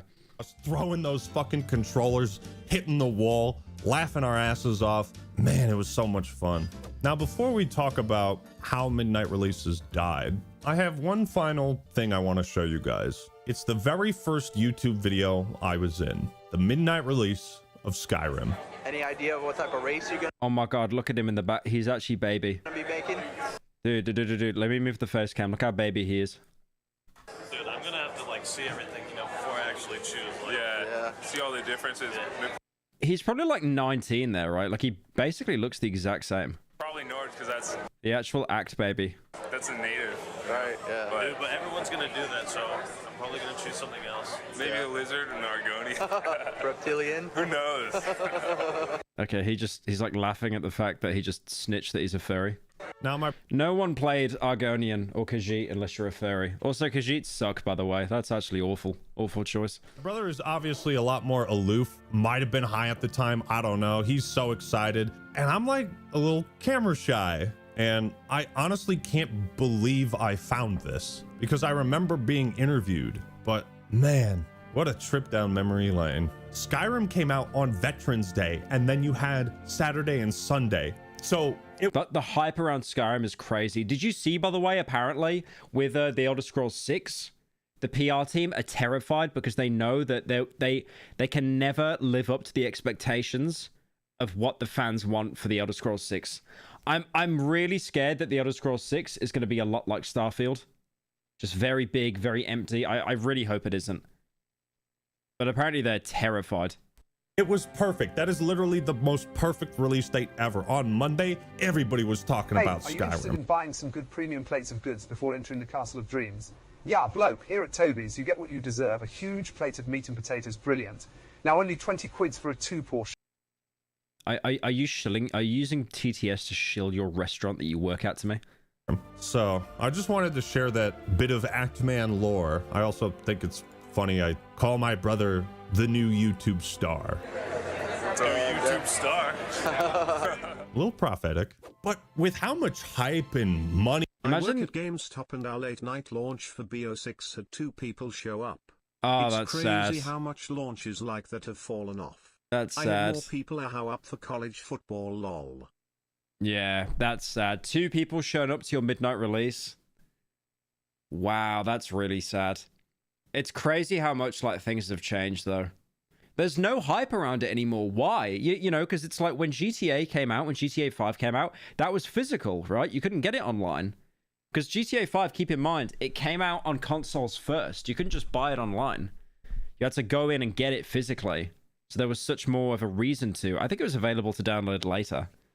But yeah, there was just no hype. There was so much hype then, and now there's just no hype because everyone's sat at home. I mean, you know, obviously COVID played a part of it as well, but like for the most part, like half the world is basically just indoors now. Like, why do you think streamers and YouTubers are doing better than ever view-wise? Like, I'm getting more views now than I ever have in my entire career.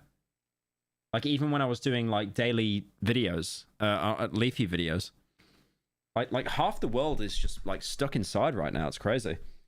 Money and attention and publicity Midnight Releases generated, one has to wonder, why did they die? The reason for the death of the Midnight Release is complicated. It's a combination of cultural, technical, and practical reasons. The rise of digital downloads and online storefronts like Steam, Battle.net, Microsoft Store, PSN, Switch On. I just said this. Why do you steal this from me? Online made it easier to just buy games from the comfort of your own home. I think as well. I know this sounds very boomery. I feel like this is an Asmongold take, so I don't know about this one. I feel like the reason why people aren't as excited for games anymore now is because they're so accessible, and because you don't have to go out your house and queue up. There's no actual build up to it. You're just mindlessly consuming. As long as you can afford it, obviously, you're mindlessly consuming. Like, obviously, I'm a YouTuber, right? Like, I'm a multi-millionaire, like a lot of YouTubers are. And I could just buy any game at will that I want. And being able to do that, it's like, I don't really care. Like, maybe. But when I was a kid and my family, we had, like, no money, right? It was like, you'd get, like, one game a year. Like, one really big game, like Bioshock Infinite or, like, Black Ops 2, you know, something like that. There was actually, like, a build-up. There was, like, anticipation. But I think now, because there's just so much, like, you can get whatever you want whenever you want within reason, There's less like hype around it. And because we consume so much content, our expectations of what we want in a game have just gone like through the roof to the point that like it's just impossible to be pleased now. Physical sales of video games has been steadily declining over the years, Just while got the digital Darkwood shirt the other day and ordered the other one. It looks better than I thought it would. I've been watching for a long time and am a huge fan of your content. I like when you stand up and I see your thighs. Very normal, Dono. Thank you for the 10. Thank you for buying the shirt as well. I appreciate it. Honestly, I think the reason why people aren't going outside now is because there isn't any motivation, or you can watch it on the internet. I think people need more role models in their life. I mean, yeah, you find you find role models on TikTok now, pretty much. Yeah, it's weird. We're definitely living in a different time to what we were like Also, do you 5 think to 10 years ago. No, I'm not a human main channel vid. I like her horror game related content like Darkwood, Condemned, Total Chaos. Total Chaos was based. I can't wait for them to do the remaster of that game. Your balls are fucking stuck. Your head is fucking rough. Pyro is a quint. Duddy-doo jalla jalla bm. Your head so fucking huge. Head be fucking good. Gay, yes you are. Thanks, Mom, for the $10. Sales have been steadily rising. It's the same reason they stopped printing and putting manuals in games, because it's oh my god, okay, old head moment. You remember like driving back from the store when your parents took you to get a game, and then you're looking inside the game case and you're reading the manual just in like total anticipation of like, oh my god, I get to play this game when I get to go home. Like, oh my god.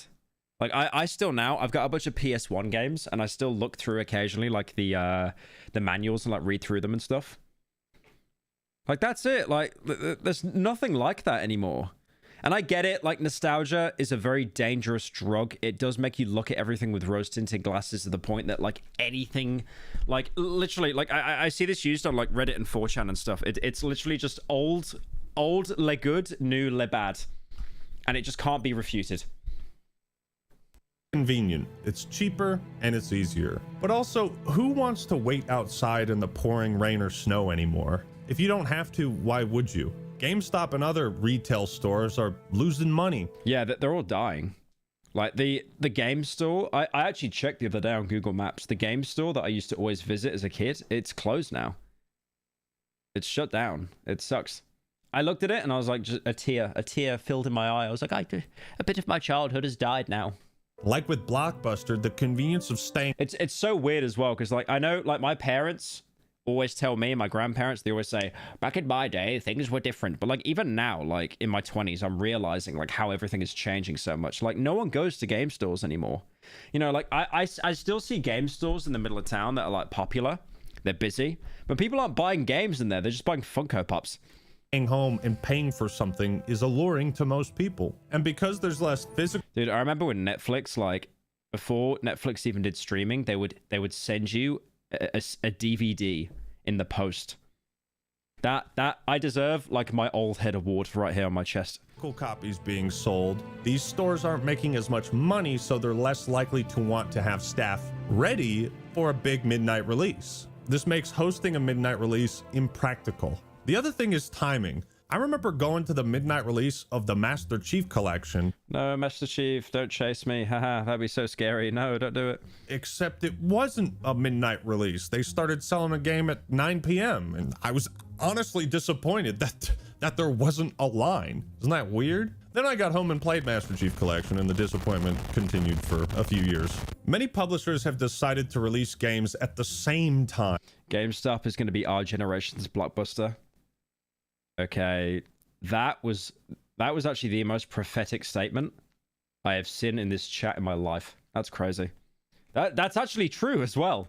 As in, they might come out on midnight if you're on the East Coast, but it'll be 9 p.m. I like how whenever there's a release worldwide for a game or a film, the UK always gets fucked the most. It's always like 4 a.m. or like 6 a.m. in the UK. We always get it the worst. Over here on the West Coast. This is probably overall better for business, but like I said, it means we don't get to experience the game at midnight. I miss DVD stores and being able to hire out games I didn't have, and being able to watch a bunch of movies for a couple of days. Those times were good. Yep. They were better. At all. Then there's also the prevalence of pre-order bonuses and early access special editions. Those muddy the waters even further because it's like, so... Yeah, I bought the Black Ops 6 Vault Edition that's £90. I don't even know what's in it. I didn't even check. I'm an idiot. When exactly is the midnight release? Well, that depends on how much money you spend. It's kind of shitty, right? Yeah. More money, me, now? And all they... What are we watching? Is Gordon Freeman back? He does look a bit like Gordon Freeman, I'll give you that. Did was just come up with an earlier release date, and it's just more exclusive and more expensive. The prevalence... He actually does look like Gordon Freeman. How has no one done an edit of the act? Okay, surely someone's done that, right? I like how my search bar is censored. Is this a new thing, or is Opera like actually scared, like on my behalf?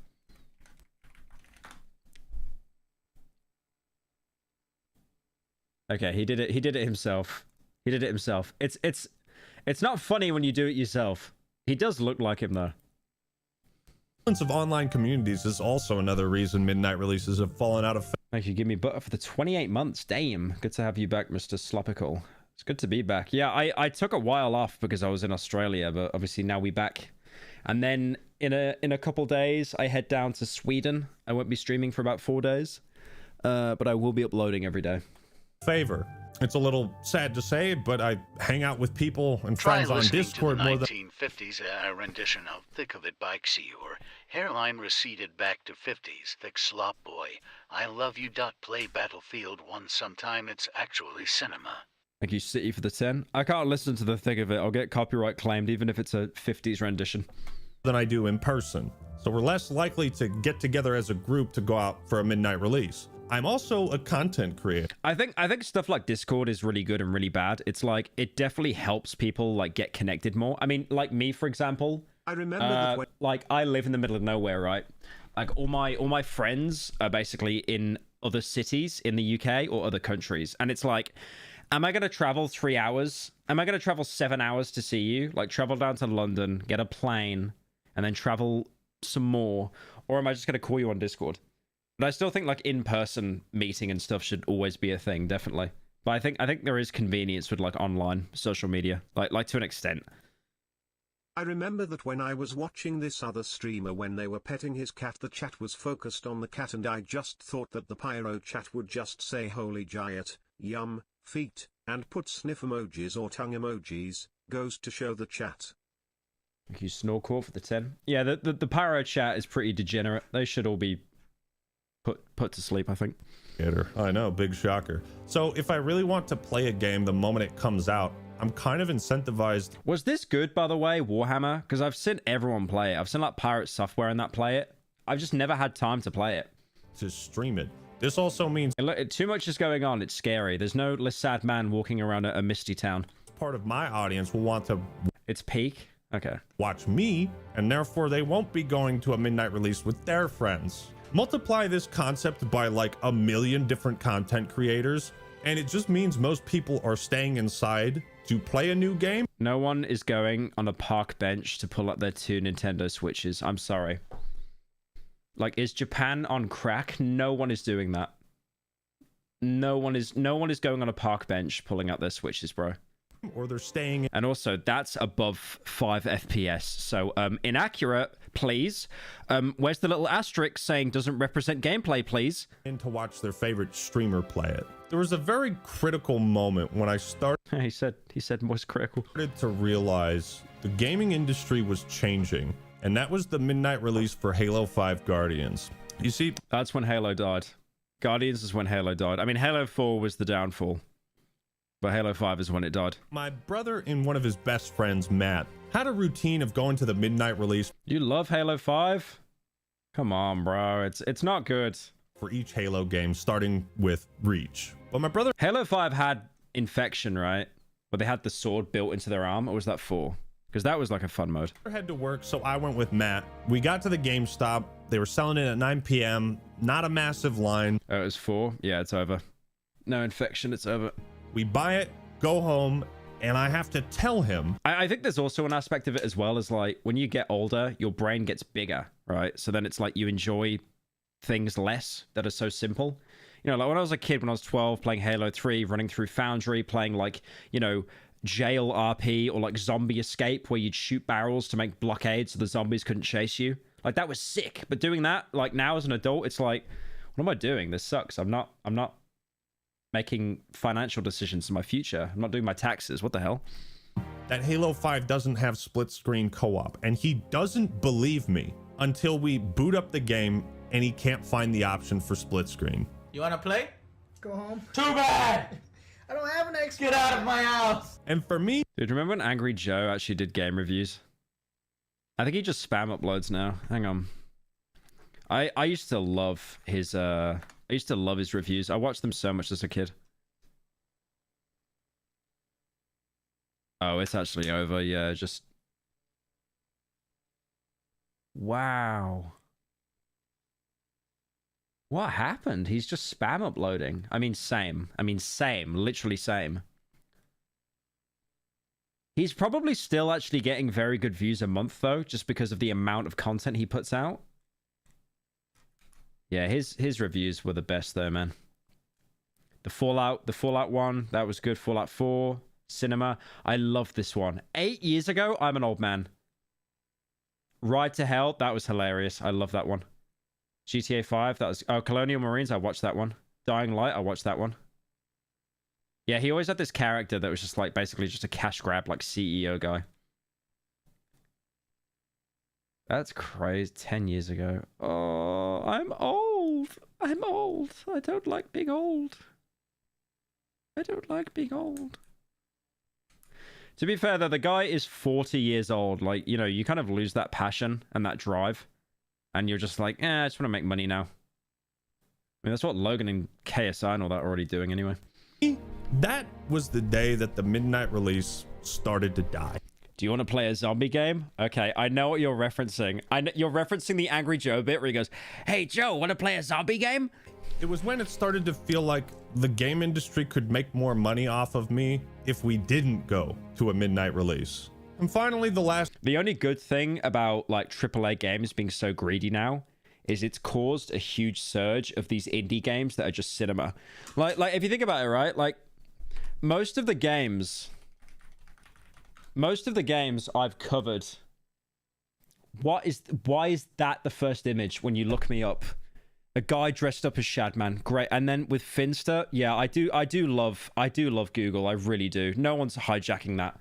But yeah, if you look at my reviews, like that's an indie game, that's an indie game, that's an indie game, that's an indie game, that isn't, that's an indie game, that's an indie game, that's an indie game, that's an indie game. Where's the other game reviews? That's my response. That's an indie game. So yeah, it just shows like how many, like the indie scene is just doing numbers right now. Lasting impact of COVID-19 is still... AAA games are trash. There's some that are good. I'm playing through Silent Hill 2. I think it's, even though it's a remake. I mean, is Silent Hill 2 AAA or is it AA? I don't know. It's a very good game though. Because Bloober Team is like a small Polish team, but maybe they got that Konami money. Pyro, it is almost the yearly anniversary of the greatest stream you made ever from December 21st, where you played banban and only up to and nearly had a brain aneurysm. We need a stream where you mauled the same date again for the clips and the bit. Okay, that's a very good idea. I will. Okay, so I'll note that in my calendar to have a mental schizophrenic breakdown on what's that? December 21st. Yeah, cheers, mate. Thank you. Yeah, clip that, guys. It's gonna happen. We had a full year of adjusting to this new lifestyle indoors, and it's changed our... By the way, I am leaving this stream public, like, once the stream ends. So I expect all of you to clip this because I want to see myself in hilarious, funny TikTok compilations, okay? That's the only reason I'm doing it. I want to be famous on TikTok. Behavior in more ways than I think we're all willing to... That was such a Neon bit, man. That sucked. That was literally like... it's like Neon. Clippers, clip that! ...to admit. A lot of businesses died during COVID, but the ones that thrived during COVID were all digital. Except toilet paper. I wish I had bought some toilet paper stock before COVID. Anyways, COVID-19 more or less was the final nail in the coffin for midnight releases. I mean, sure, there I think it was going to die off anyway, but yeah, it definitely sped up the process. Are still some fringe events you can go. Holy. Oh, I really hope that's not a guy. God Damn. You can go. If that's a guy, it's over. Too, and you can get the same feeling by going to a convention, but I don't think we'll ever. I'll be back in a minute.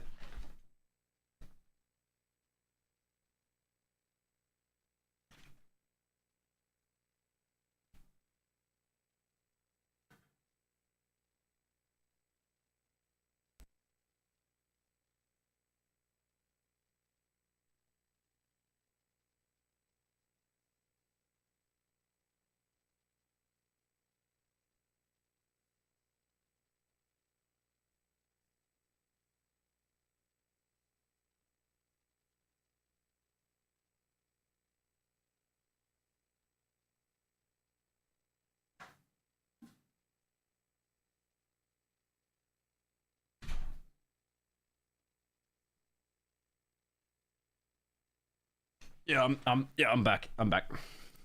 See anything like this ever again. I hope I'm wrong, but I doubt any midnight release will ever have this. Where'd you go? I just wanted to walk. This type of hype. And there ain't no fucking way in hell anybody is ever going to allow this to happen again. I think the death of the midnight release is just one of the many ways in the last few years that we've lost touch with what does quick shot mean? What does that mean? One another. As a community of big-ass nerds, united by our shared passion for gaming. Oh yeah, Gears of War was also such a cinema game, man. Such an amazing game. It's just one big social gathering, uniting people all over the world. Your Lancer's gold, that's gay. My daddy painted mine black. Look at this. My daddy painted mine black. Does yours have a motor in it? Does yours have a motor in it? I didn't think so. Loser. Loser! What a loser. For, love of games and Gears of War.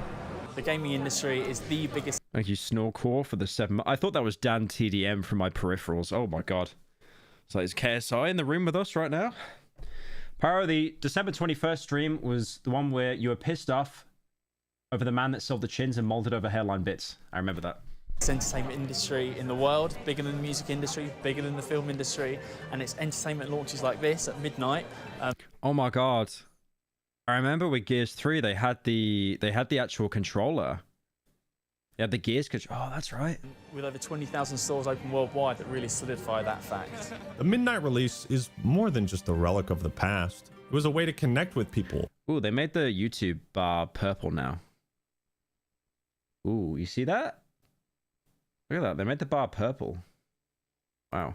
This new lifestyle indoors, and it's changed our behavior. We buy it, go home, and I have to tell him that Halo 5 doesn't have split screen co-op. And again, I think the death of the midnight release is just one of the many ways in the last few years that we've lost touch with. Are you colorblind? No, it's pink. With one another. As a community of big-ass nerds, united by our shared passion for gaming. It's just one big social gathering. Sized or not otherwise, and we'll sadly never meet again. Our nostalgia for these moments will... Like, I look like Chubbs on the YouTuber. Never die. They can never be taken away. And through these old videos on YouTube, in the comment section on this one, we can still relive those memories, even if they aren't our own. The thing is, I don't know if midnight launches could ever come back. Nah. At least not the way. Nah, unless they had like the Kai Cenat meal be released at midnight. Nah, no one's doing midnight release now, bro. It's over. They used to be. And while that might seem sad, and even then, half the people would just order it on their phone. Doesn't that make our memories even more valuable? That we can't recreate them? It's sad to think about the death of the midnight release, but man. I like how this is a really good video by the Ackman. I've enjoyed it a lot, but it basically is an old head crying. Like I've been agreeing with him so much. I'm in the same camp, right? The guy's only 2 years older than me, but this is basically just old head crying. Did it have one hell of a life? I guess what I'm trying to say is, you just had to be there. So, yeah, look at it. It's right here. Ah, look how big we are right here. 6 hours away. 6 hours away. 6 hours until a single frame on the Nintendo Switch. Right now, this is like the best GameStop ever. Why don't we Back in my day, our video. do this more often? I don't know, bro. They need to release more games. What are you looking forward into the game? Dude, that guy in 2008 saying they need to release more games, if only he knew how worse it got, man. Killing, just like walking around and viewing everything. I don't know, dragons are kind of cool, I guess. Dragons! Dragons! Enough said? Yeah! Oh my God. Let me see that. It's beautiful. What people will do for a little entertainment system. Sipping his Dr. Pepper. That was Bill Gates 300 years ago. Oh yeah, I actually remember like the hype around Skyrim. Like I was playing that on like Christmas Day or something. Like, oh, it's so good. Here? Wait, when did it come out? I'm not lying, am I? Yeah, that's right. Yeah. November, and I got it for Christmas. For the PlayStation 2. Imagine it just came out in January. I was just like, my parents were that poor, they had to wait a whole year until it got put on discount. The best entertainment system to hit the world. It's gonna be great. Did they put weed in his Dr. Pepper?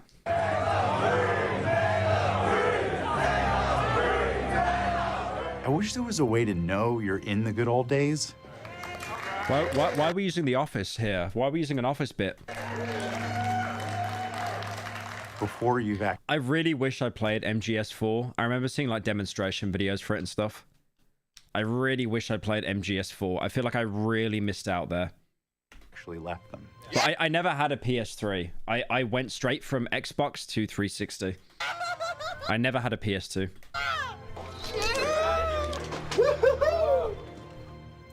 Someone should write a song. The movie game? How long are the cutscenes in MGS4?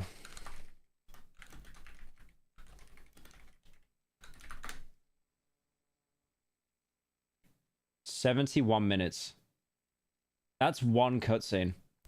One cutscene, the longest cutscene in a video game. Actual Kojima moment.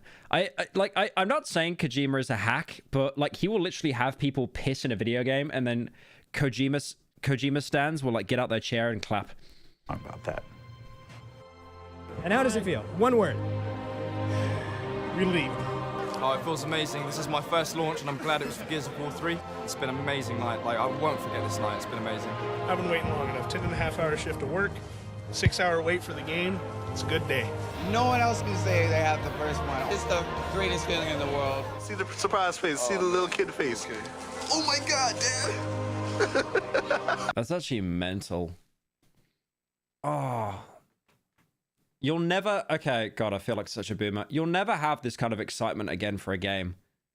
Because like all the kids are like playing Fortnite and that, right? And all the comp games. And these are games that have been going on for like the best part of 10 years. And it's the same game that's being updated. Like there's no way you'd care that much about a map being updated or a skin coming out as opposed to a brand new game. I really hope... Black Ops 6 came out like yesterday, right? I really hope that there are some kids that get that game and they're really excited for it. Like they go into a store and they buy it physically. Back in my day, I can't. I gotta stop myself. I'm just doing a back in my day. I'm like Bruce Wayne in Batman Beyond. I'm literally Bruce Wayne right now in Batman Beyond. Oh no, the police had shot me because my wife's boyfriend is black. Normal dono, thank you. I feel like Bruce Wayne just with his little walking cane, like back in my day. Oh my God. How long are you gonna play for? All night. All week maybe. All week. You don't have to work tomorrow? Work. There's no such thing as work with WoW. Okay.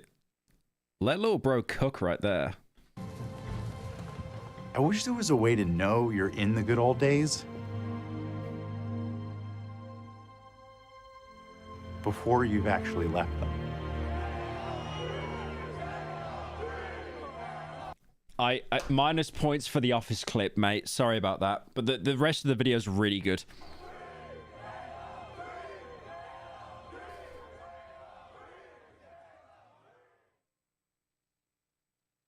So thank you all for watching. Hope you enjoyed the video. Leave a like if you did, and subscribe to the Act Man for more awesome content. I really enjoyed that. That was a trip down memory lane. You should check out the Act Man, guys. Very small YouTuber. He's only got 1.9 mil. That's not a lot. That's not a lot. What's this? Don't stop girly pop. I can already tell this is going to be the most, like, pink game imaginable.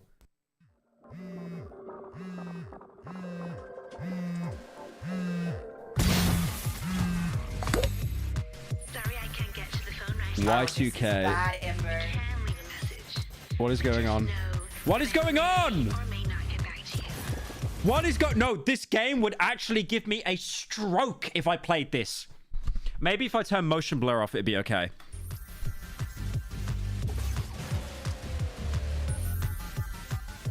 That one's pretty. Someone in chat said trans game. The worst thing is you're not even wrong. You're actually not even wrong. Funny going around and wrecking all my stuff. If you grabbed it just the right time, It looks... I can use the love to It supercharge. does almost look like Cruelty Squad a little bit, but with motion blur. And everything is shiny. Your weapons. How have they made a game like this? How much shareholder value you just destroyed? The faster you go, the more damage you deal. I feel like I feel like my brain would collapse inside itself if I played this game. Someone said Cruelty Squad for girls. And the more you heal. Just don't stop moving. Going too slow. So it's a movement shooter, but you slowly give yourself retinal damage.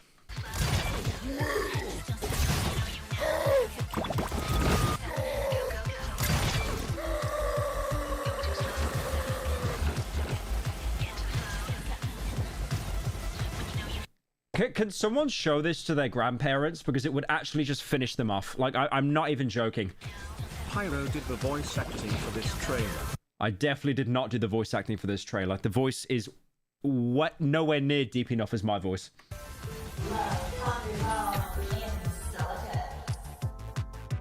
That's crazy. The government of Western Australia, look at that. Look at that. The government of Western Australia. The government funded this game. Look at that. They got all the little funny things. Like the government actually funded that game. Oh, wait, we got $100 dono. Damn. Thank you, Green Apple, for the $100. What did you say? Hey, Pyro, wanted to congratulate you on the success of the Darkwood video. Your passion project for the game really showed through. I also wanted to say, fuck you for using Pathologic 2 music 8 hours into the video with no warning. Shit's terrifying. Any plans to cover Pathologic 2 and 3? I don't know. H Bomber Guy did a really good job covering Pathologic, and I feel like I don't know what else I can add. Maybe, but it's also like I'm not going to cover a game just because people ask. I'll look into a game and I will play it, but if it doesn't click with me, I won't really cover it because then I'm forcing myself, because I've done that before. I've tried to cover games that people keep asking, but it didn't jive with me, so I just ended up like dropping it. But maybe in the future. What did you link? Oh yeah, let me check out that Petscop thing that someone linked. Hang on. Only the Petscop creator said something. For Halloween, his 3D Pyro, Workers Island. You should definitely play it while dressed as a girl and make your brain collapse. Wait, this is a perfect game for the December 21st stream bit. A great idea. Put that on your calendar. Cheers, mate. Especially as the government funded the game.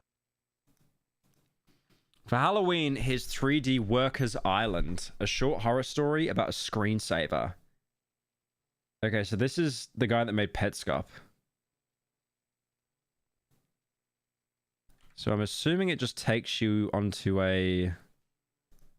He said there's no jump scares. There better not be any jump scares. I'm clicking on it, and it doesn't do anything.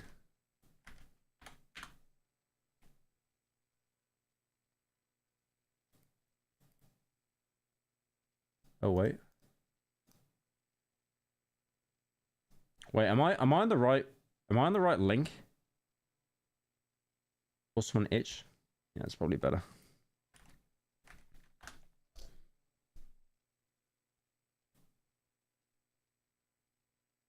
What is 3D WI screen? Discovery pages. It's a freeware screensaver. The full title is 3D Workers Island, but most of us prefer to use the file name pronounced 3D. Whisker. In 3D Workers Island, 6 characters interact on a tiny island with complex, unpredictable results. Every session tells a different story. Many have found RuneScape it. game. Many have found it to be compelling on levels both technical and emotional. They've wrote the characters.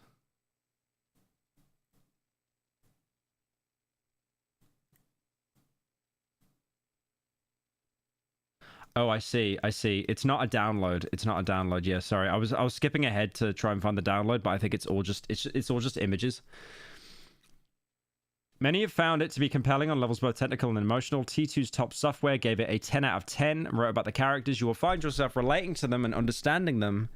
They may even confound you and anger you at times.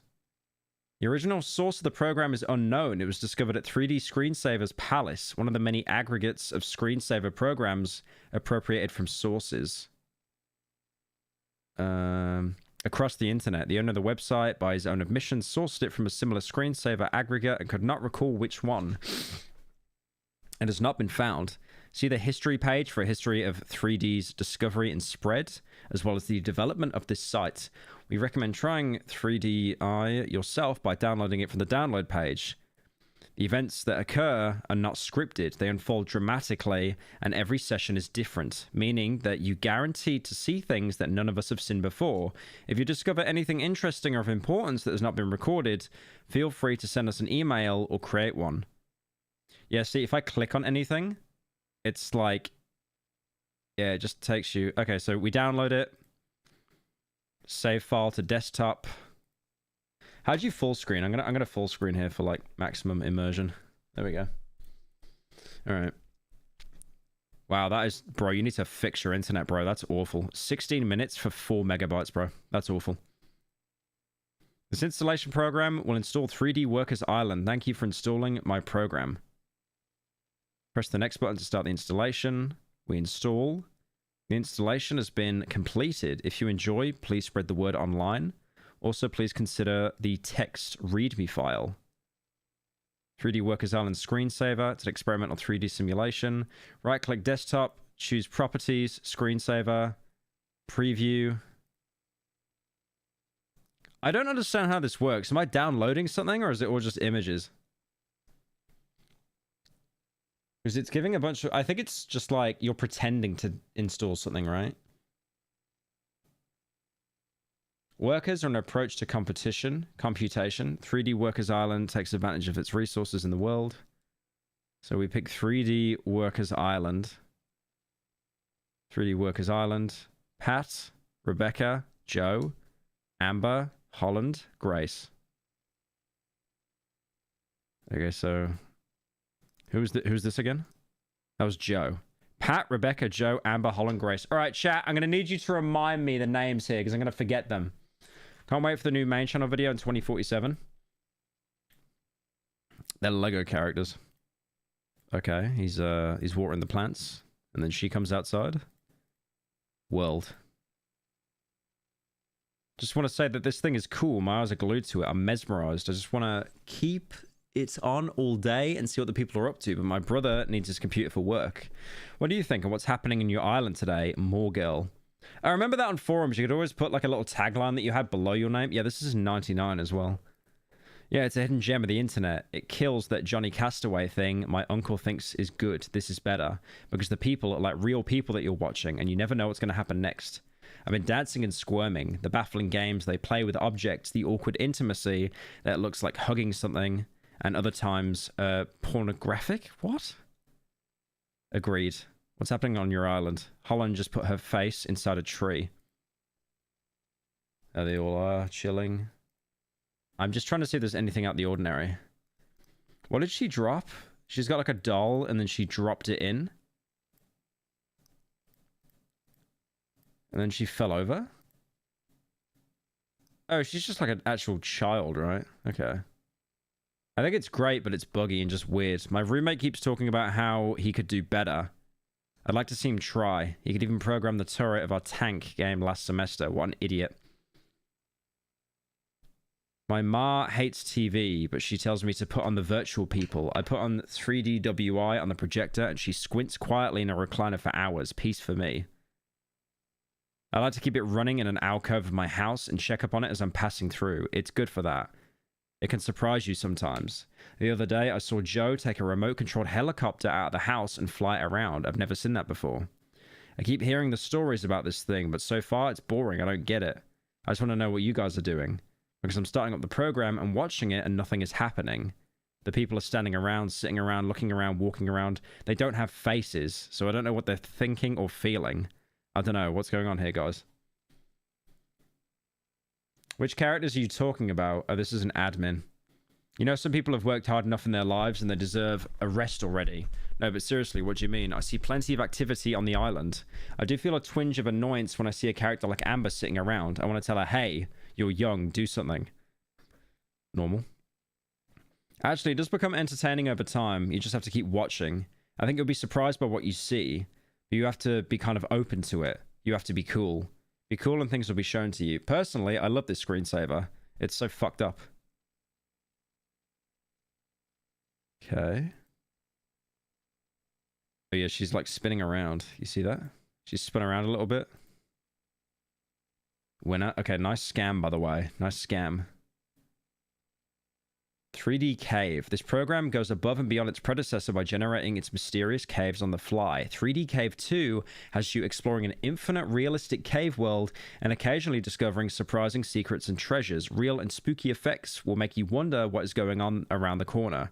Keep watching for long enough and discover every treasure. What will you find? What will happen to this place? Requires a graphic accelerator with OpenGL. Oh my god, holy doom. Holy doom. An island with people walking around on it. So it's like multiple games on like a website. So she's mowing the lawn. And the chef was just sat there not doing anything, which is like a little bit bizarre. What is this strange screensaver you've stumbled upon? The only way you really understand, it works best without words, but I'll give you my best overview. When you start 3D Workers Island, it will display 6 characters and a helpful character card that gives you the name for each one. Afterwards, you'll be placed in front of an island and will mostly remain on that island until you decide to stop the program. The characters are powerful. The characters are powered by a kind of AI technology, and the authors refer to it as worker simulation. It is clear from simple observation that this tech should not be taken lightly, but just how advanced this AI seems to be an ambiguous and controversial question in the community. It's very much a matter of intuition at this point. At the very least, it is good enough to capture the imaginations of many. Whatever is happening under the hood, it is taxing to the PC. The program seems to be fluid in this way. It will use whatever resources are provided to it, but can just make do with any system that is capable of playing 3D graphics. Impressive or not as technology, you will find that this is a program of broad and infinite possibilities. Since retiring last November, I have been keeping 3DWI running on the desk in my study, in my bedroom, my living room, my kitchen, and my basement. All running around the clock as I do my household tasks and live my life. What I see on each of those PCs throughout the day is still continuously fresh and novel to me. It makes my home into a pleasant little world. You will notice the island is quiet. 3DWI does not play audio, unlike what you may find in After Dark products and similar entertainment-based programs, but very much in line with the default package of screensavers in the Windows operating system, much like 3D Maze and Mystify Your Mind. Thank you, Lillian, for the 26 months. It's Lulian. Not Lulian. Thank you, Lillian. The significance of the science is considerable. It allows the island to disappear despite its heft. It's also light. There's also a sense of ghostly transience that none of this is really happening, and it can all vanish with the flick of a mouse. Okay, I think, I don't want to say that like the people on the island are real. I think that's going to be a bit of a cop-out, because the guy that made Petscop is like too smart for that. I feel this is like kind of a meta-narrative on like, do things exist when you don't see them, like kind of a Schrodinger's cat? Because it was just saying at the end, like, are they there when you're not looking at them?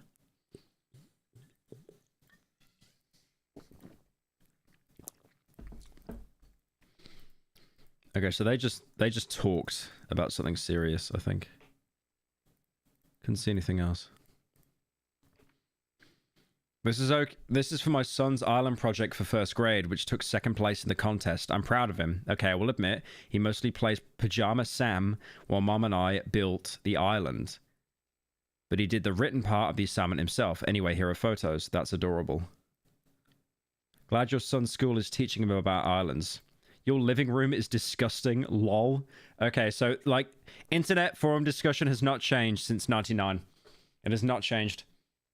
There's no gimmick account in here quote tweeting, though, like Twitter, so that's the only thing this is missing. There's no one quote tweeting, your living room is disgusting, saying, oh, hell no, bruh, 7 crying emojis, and then gets more likes. You did a good job with the island. I have some advice. You should not do your son's work for him. Do not let him get used to the idea that you will do his assignments. Take it from a fellow parent. Thanks, appreciate it. But they were expecting parents to help with this one. You should see what the other kids brought in. Oh yeah, my sissy girl cock is doing squirmies in my diaper. I am skipping that one. I am skipping that one. I am skipping. Thank you for the $10, though. I appreciate it. My son doesn't like 3D Worker Island one bit. It scares him, and he makes me turn it off. Kids are afraid of everything. My wife and I rented a tape of the Page Master. Oh, no. Bro, have any of you seen the Page Master?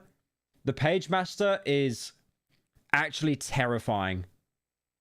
The Page Master's really scary. I remember, like, in the opening of the Page Master, like this kid goes into, like, a library, and it's the same kid from Home Alone, and the entire library melts, like, on top of him. It's terrifying. And then there was like this dragon that, like, ate him at the end of the film and stuff. Like, that film was it was such a good film, but it was terrifying. And unfortunately, we got to the moment where Macaulay Culkin's at the library and gets overtaken and drowned. Oh, I just said this, yeah. And drowned in rivers of paint. And suddenly, the tape went nuts and became unreadable. Her niece started screaming. Now she's afraid of getting drowned in paint. I don't blame them, man. Like, that film was scary, bro. Terrifying film. I don't blame the people who made that movie for making a terrified Macaulay Culkin character that got drowned. You know what the funny thing is? You know the guy in Succession, one of the sons of, like, Roy? That's Macaulay Culkin's brother. I didn't even know that. The one that looks most like Macaulay Culkin, that's his brother. But some kids really do think it's possible to get swallowed up into a cartoon prison where they can't escape. And hell, if I believed that, I'd be afraid too.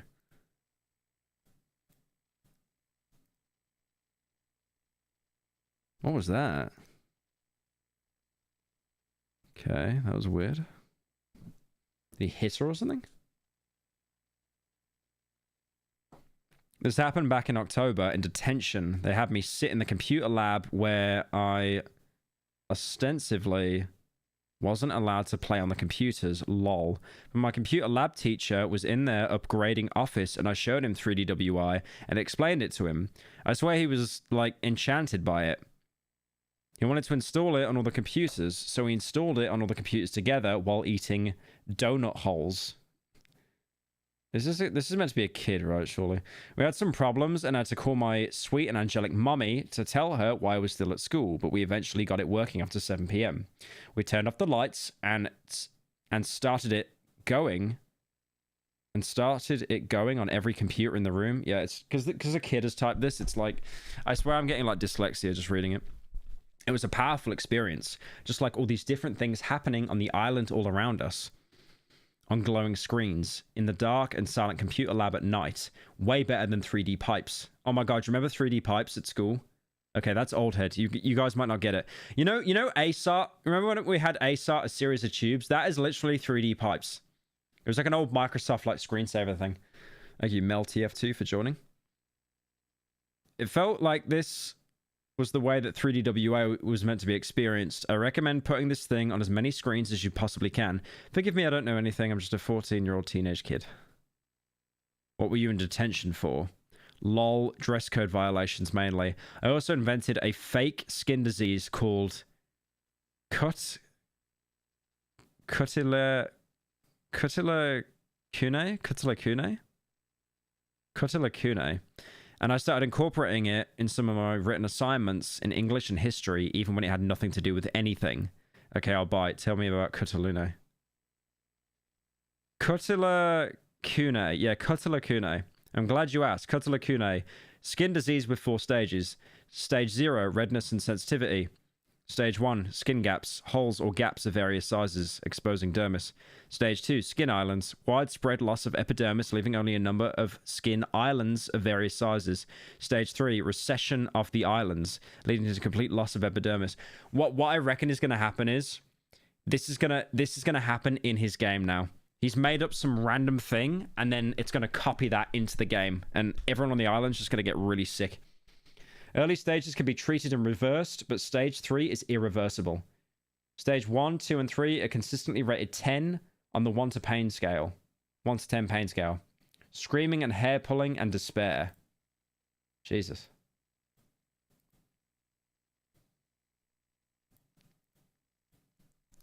Yeah, notice how she glitches out. She like glitches out a bit.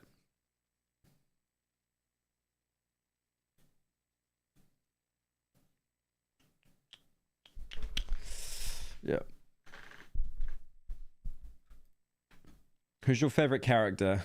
Amber. No question, Amber. Amber's the answer. If I had to choose a favorite, tough one. I'm offended that the question is even being posted. Posed? But I understand you don't know any better. You're better off that way. I know we're not supposed to talk about those topics here, but we can at least be honest when it comes to questions like this. I'm not going to pretend my favorite character is Holland or Grace or somebody else, so things can just stay clean on this forum. Can somebody fill me in on the joke here? What's wrong with the other characters? Amber would be a good choice. And may have been mine. But I'm sometimes put off by her lazy tendencies. Naturally, I would choose Pat, since my coincidence, we share a name, and I believe the 2 children are hers. Another coincidence, as I also have 2 daughters. However, I cannot help but feel attracted to Rebecca. With her eye-catching red hair and shoes, it is a difficult question. Amber motherfucker. It's the first time I've seen a Pyro stream. You got an orange message for $0.02. How poor are you? How bad is your economy that you got an orange message that lasts 20 minutes with $0.02? Are you on like some small island that has like 2 people on it and they just sell dirt to like passing boats? What? Okay, she's walking in the ocean. Yeah, the little girl's like proper glitching out. She's tweaking. Oh, she bent down as well. Yeah, they're acting more erratic now, definitely. Computer Philosophy 1, Windows. There are of windows everywhere. We see them, and anyone could be looking in at you. That's a part of what makes them scary. But windows are even scarier when you're the one who looks in them, because we'd never know if you'll see what you'll see in them. Remember the enthusiasm in a market for window into reality in '96 as the Nintendo 64 broke, once law Project Reality. Of course, the TV screen is really a window into fiction and not reality. The only real window of reality is the one we looked into as a baby and still cannot turn from. What called the common story theme of falling into asphalt imagery, we bring inside into the outside. And the outside is the place we are stuck looking. This is the only meaning of I'm trapped in the TV. We find out that reality is the thing we look into. What does this mean? Where are we? This is schizo, bro. This is so hard to read. What happens when something bad you find responsible for... It's like broken English. It's I keep thinking I've got dyslexia, but it's like purposely broken English. They're swapping words around. What happens when something bad you find responsible for is there, and you do nothing to stop it because it looks through a window and is not real? I'm trapped in here and I may never return home. What do we mean? Oh, I see. Like they're escaping from the computer island. Edward suck and miss toothpaste. Well, tell me more about that. So I was with my cousin last week for Thanksgiving. Since last year, they live a 3-hour drive away. It got late and he took me down a dark trail and it scared the piss out of me talking about ghosts and murderers.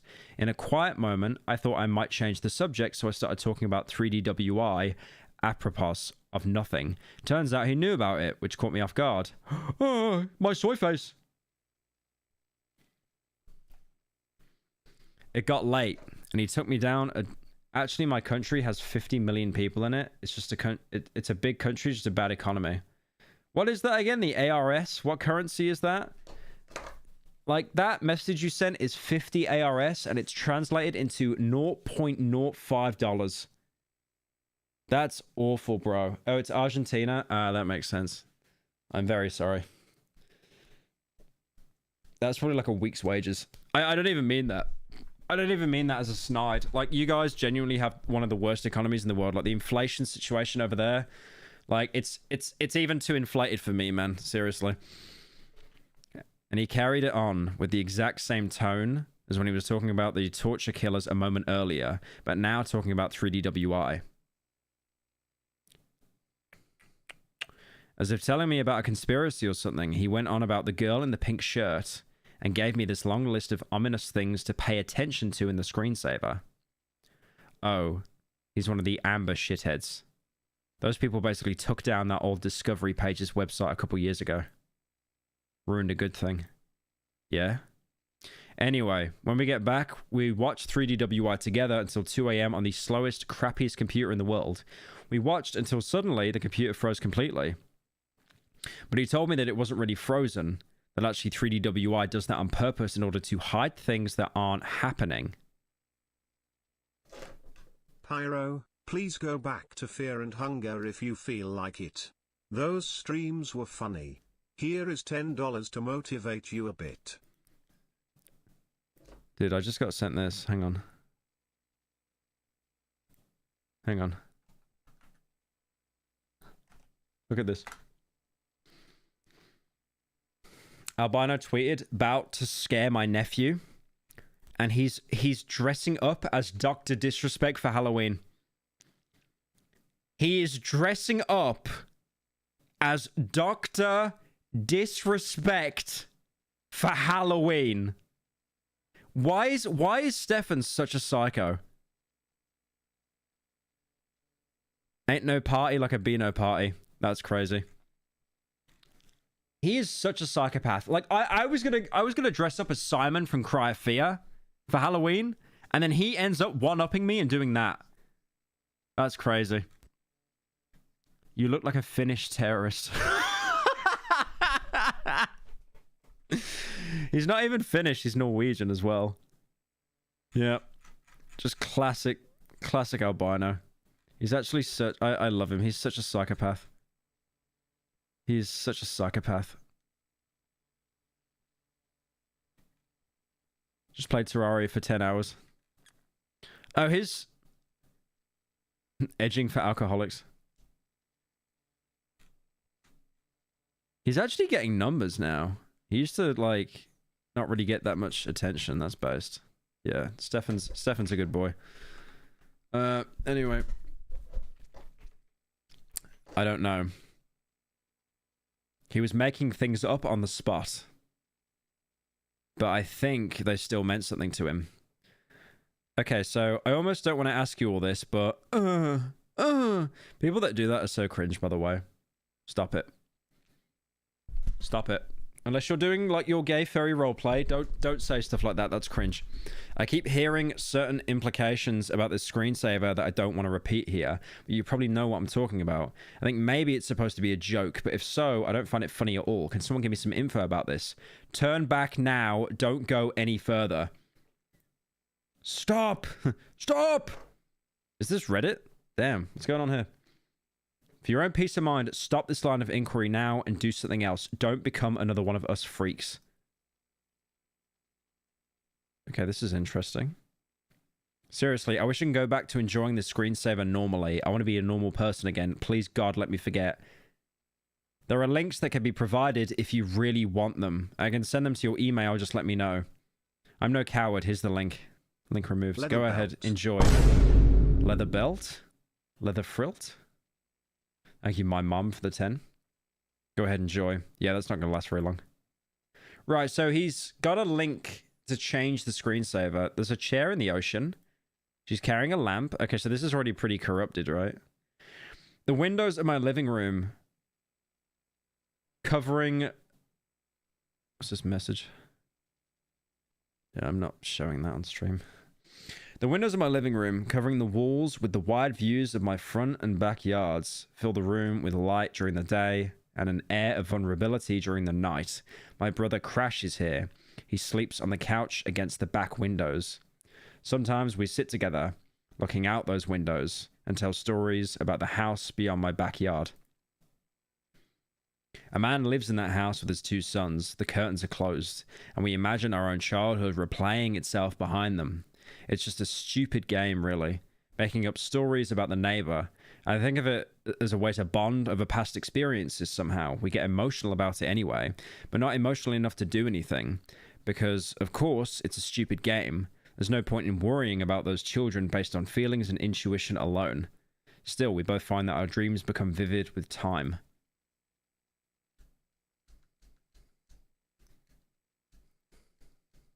Lately, we've grown exhausted of the game, but recently I download 3D Workers Island. I play it on a PC in the corner of my living room. You should check out this program. It's a screensaver, which means it only starts when you aren't using your computer, but when it starts, you're on an island. There are people around you, but they don't do much. Not when they're outside anyway. Naturally, you wonder what they might be doing inside the windowless red house in the background. That's where things start to go wrong, when you start wondering that. And now we begin another game. As in life, concern begets more concern. The reality is always worse than what you think it is. No matter how much you learn, it's always worse. And the only escape is to stop asking, to stop digging, to stop learning. This is your chance to stop. Ooh, okay. I'm intrigued. This is actually pretty scary now. Because obviously you see the people walking outside the house, and then they kind of just go back inside. But this guy wants to know what's going on inside the house, and he's been sent an email just saying, stop, don't do it. Thank you, Kofi, for the 14 months. The preferred resource of all things 3D Workers Island is on the 3DWI Discovery page, is created and maintained by Pat Lawler. It covers everything a reasonable person would want to know. You should browse her website first if you haven't already, because it's quite good. But Pat Lawler doesn't see what we see, or chooses not to. I've created a different kind of resource here. I take your sightings and I display them for the benefit of others. Together we play this game the way it's meant to be played. Welcome to my website, Inside 3D Workers Island. Beyond here are themes of violent abuse and torture. Continue if you can handle that.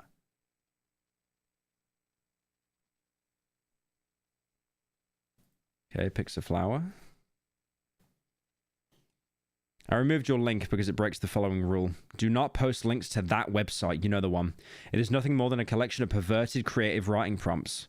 I would not usually be so strict about something like this, but clearly there are too many people here who cannot stay reasonable and sane while discussing the content of this particular website, so I must make the hard decision of banning it.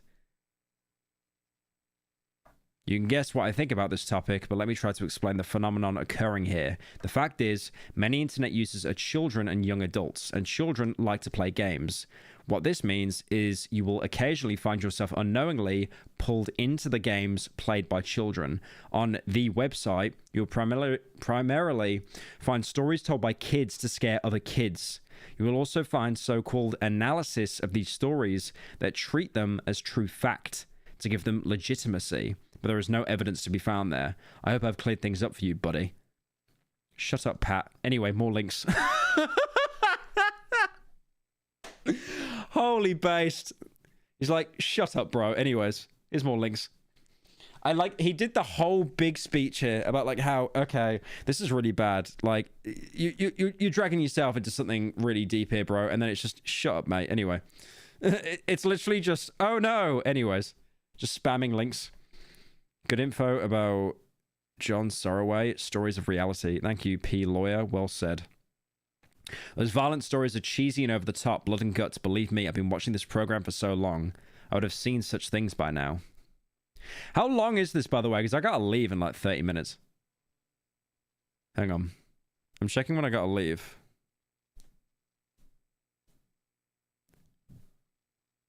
Oh no, I've got an hour. I've got an hour. Yeah, that should be enough to wrap it all up. Yeah, no worries. The screensaver won't open up. Maybe you need to look within yourself to find the problem. Those violent stories are cheesy and over the top. Blood and guts. You'd love to think it's all bloody, screaming children. Long before I began seeing the violent shit, I saw the way Amber treated the other islanders. I saw her tiredness. I saw her subtle messages. But you just point at the bleeding children and laugh. All right, then. Why is it always Amber who gets abused and killed in these made-up scenarios?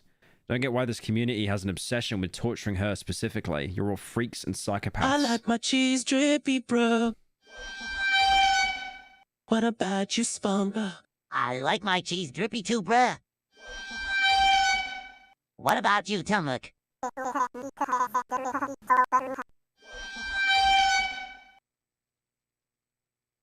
You done? Are you done, Liko? Are you done? Maybe I should create my own section for dealing with 3D Workers Island hoaxes. Snopes.com has a good system.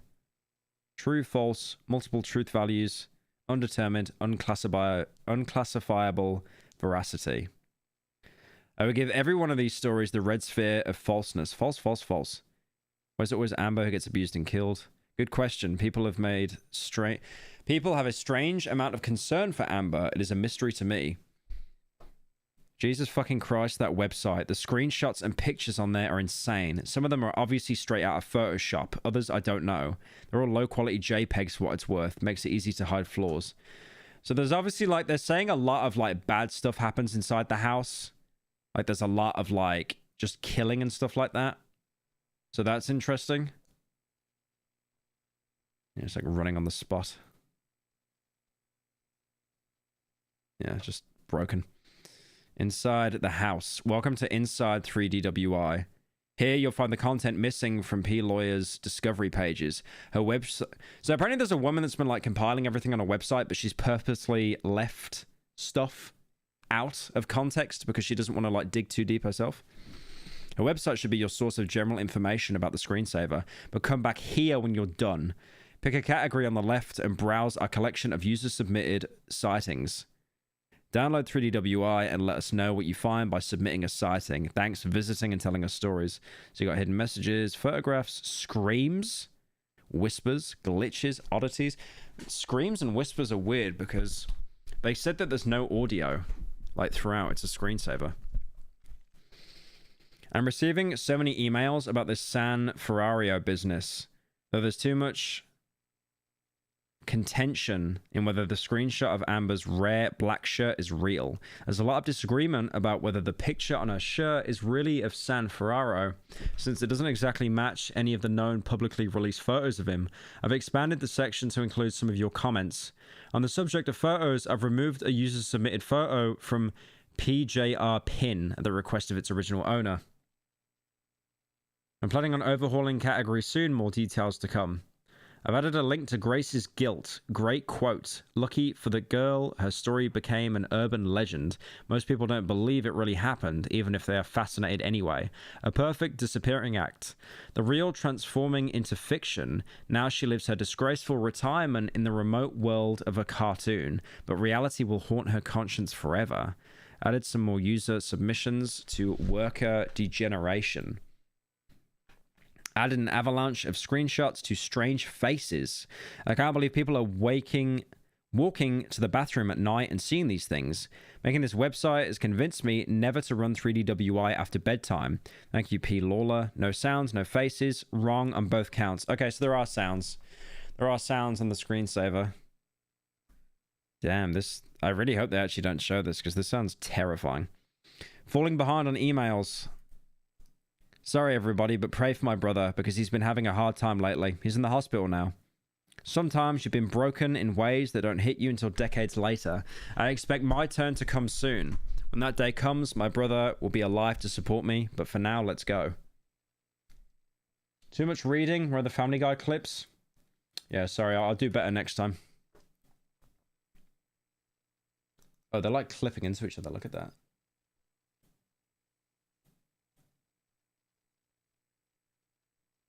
That was weird. That was very weird.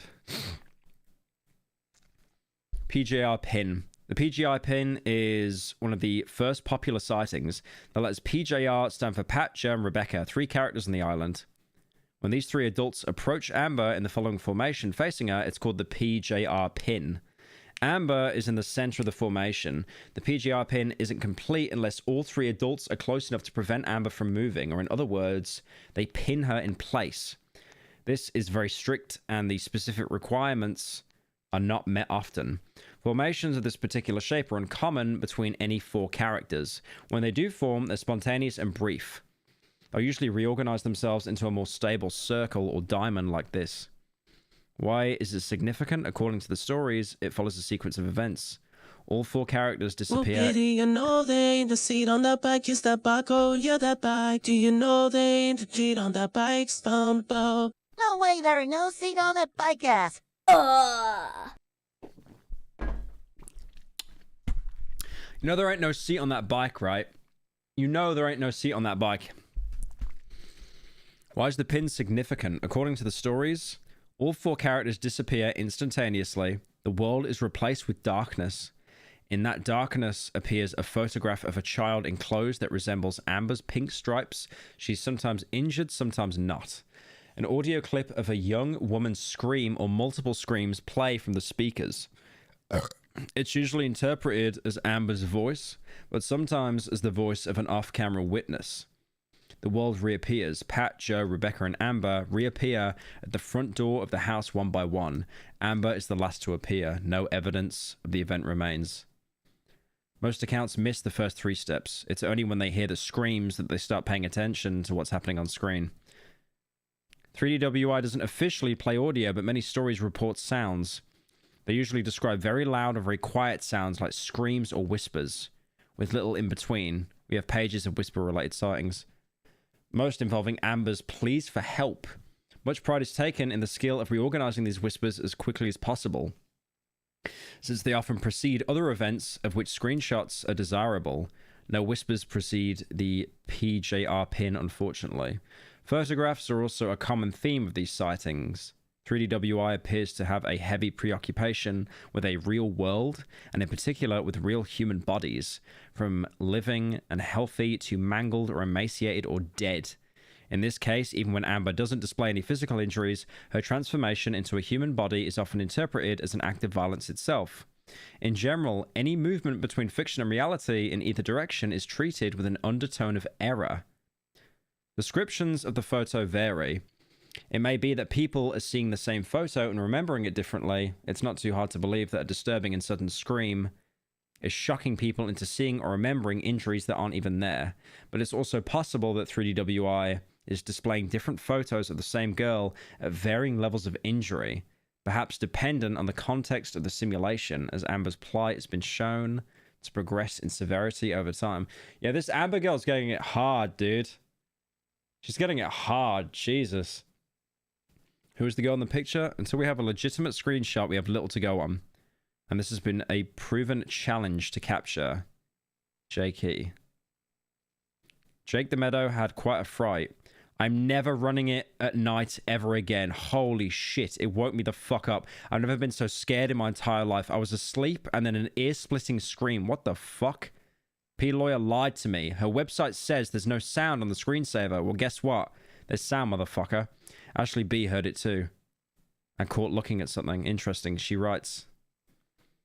Because it was the last thing I'd ever expect to happen in 3DWI, I have to admit I was jolted and shaking for a good hour afterwards. I knew the discovery pages were wrong about the other things, but somehow this thing I trusted, and well, my volume was turned up quite high. It was really something else.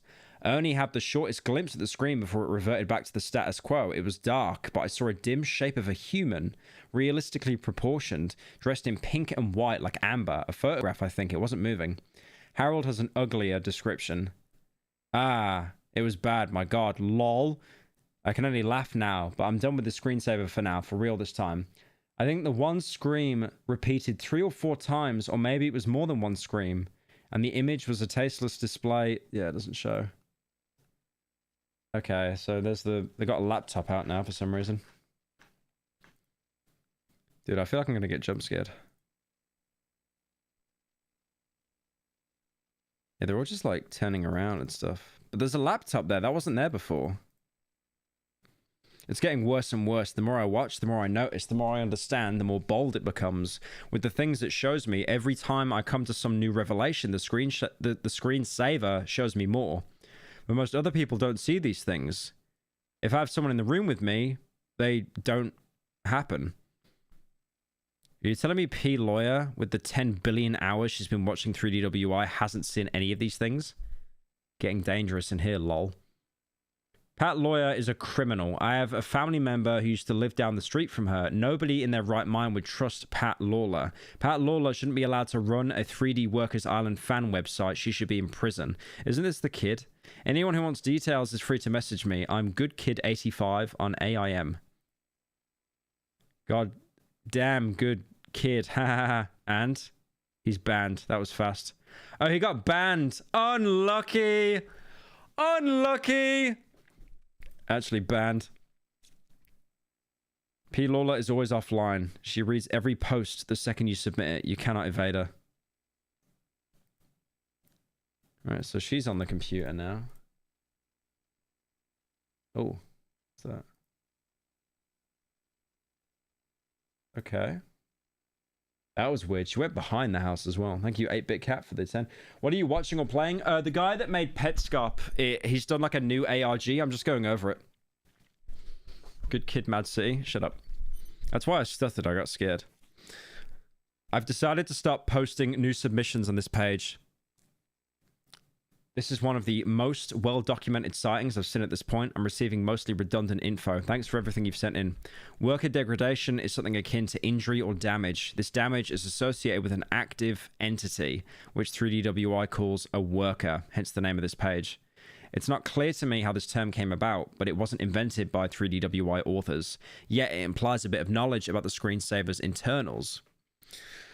That the injury is associated in some fundamental way with the underlying worker concept. This is especially strange since the only documented case of worker degradation is tied to one character, that being Amber. Therefore, it seems premature to generalize this term in such an extent, but I'll use the established name. If you've ever seen a red Amber, you've seen worker degradation. Yeah, she's like red there. This is an early stage. After this comes compression. The results look like this. The red ball is seemingly inert. It doesn't move or interact with anything. But yes, the red ball is amber. The state has been interpreted as representing dehydration, malnutrition, or mutilation. And the many photographic sightings seem to confirm all these interpretations equally. But most of all, it's become associated with small, muffled screaming, and therefore with pain. It doesn't take long for this red ball to start shrinking and quieting down. Sooner or later, it can't be seen or heard by anyone. Amber will usually respawn from the house sometime after compression, even while the red ball is still visible. The program will eventually continue as normal. Falling into asphalt tells us a story. Letting the screensaver go longer periods has unlocked something, and all I'm seeing are all sorts of funny shit, like a red Amber. She goes in the house, comes out redder, goes behind the house, comes back redder, comes back redder again, comes back weird and slow, crawls around until pop, she's just a red ball on the ground that everyone ignores, and that's that. Nathan Manfield kept the screensaver running all day. I went away for 8 hours, and when I got back, there was a bunch of red spheres scattered around making noises. Altogether, it sounded like a chorus of dissonant humming. Now I'm wondering just how long my dog had to listen to that shit. This is one from Thomas. How many of them are sitting at the bottom of the ocean? I just can't help but feel hopeless about everything. Nobody will ever help me. I'll never help myself. I'm too afraid to even reach out. I'm not even writing this right now. This message exists only in my head. This whole website exists only in my head. 3D Workers Island? What is this? Would I really put this online? Would I really give anyone the slightest glimpse of my world? This is fake. This is all fake. Nobody will see it.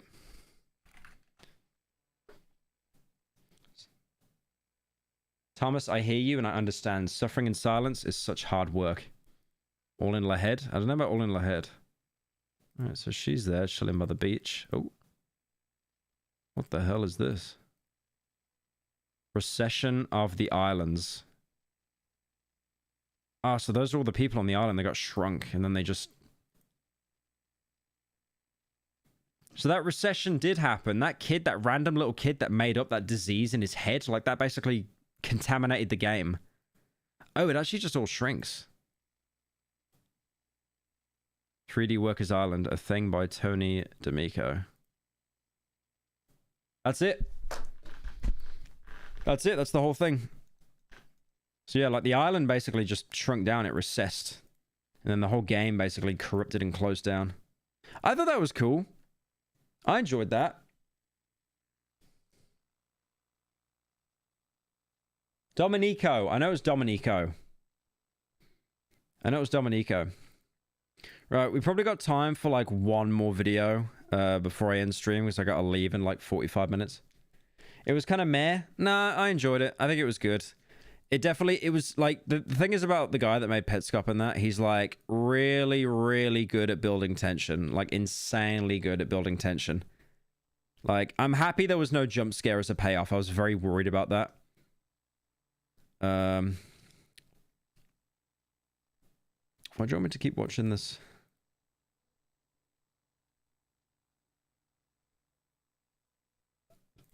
What is this clip of me? Guys, holy shit, I'm about to meet Pyro. Oh, fuck.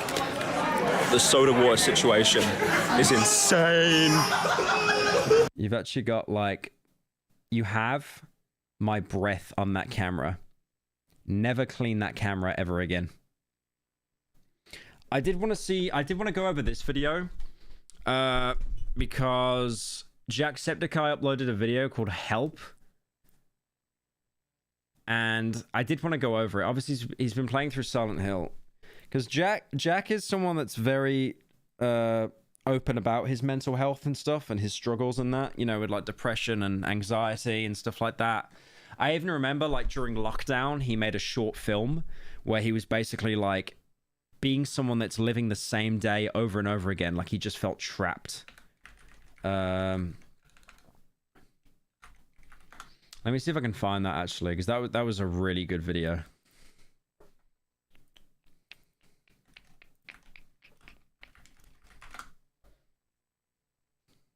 Ah, there it is. This is it, right? Yeah, he made this video that was really good. I'm not going to play the whole thing, but it's basically him just like, you know, almost just going through the motions and just having the same thing happen every day. You know. Yeah, he's like working out, and then he's gaming, and then he's like scrolling on his phone. And he just feels like he's living the same day over and over. I thought it was really interesting. Yeah, that came out like 15 months is a short film sharing my experience and feelings of the last year and a half. I think it's cool how relatable he's being as well, because I feel a lot of people use the cope where it's like, oh, you're rich, you don't have any problems. Like, why do you have depression, bro? Like, you're rich. But yeah, this was a really good video. But he did another video called Help, and like I said, he's been very open about like his struggle with mental health and stuff as well. Which I feel like YouTubers don't talk about that enough. Like, I feel like it's always used as a weakness when you bring it up. Wait, Is it just me? Rich people have feelings? Or does it feel like the internet is just getting angrier and angrier all the time? I feel like I can't even...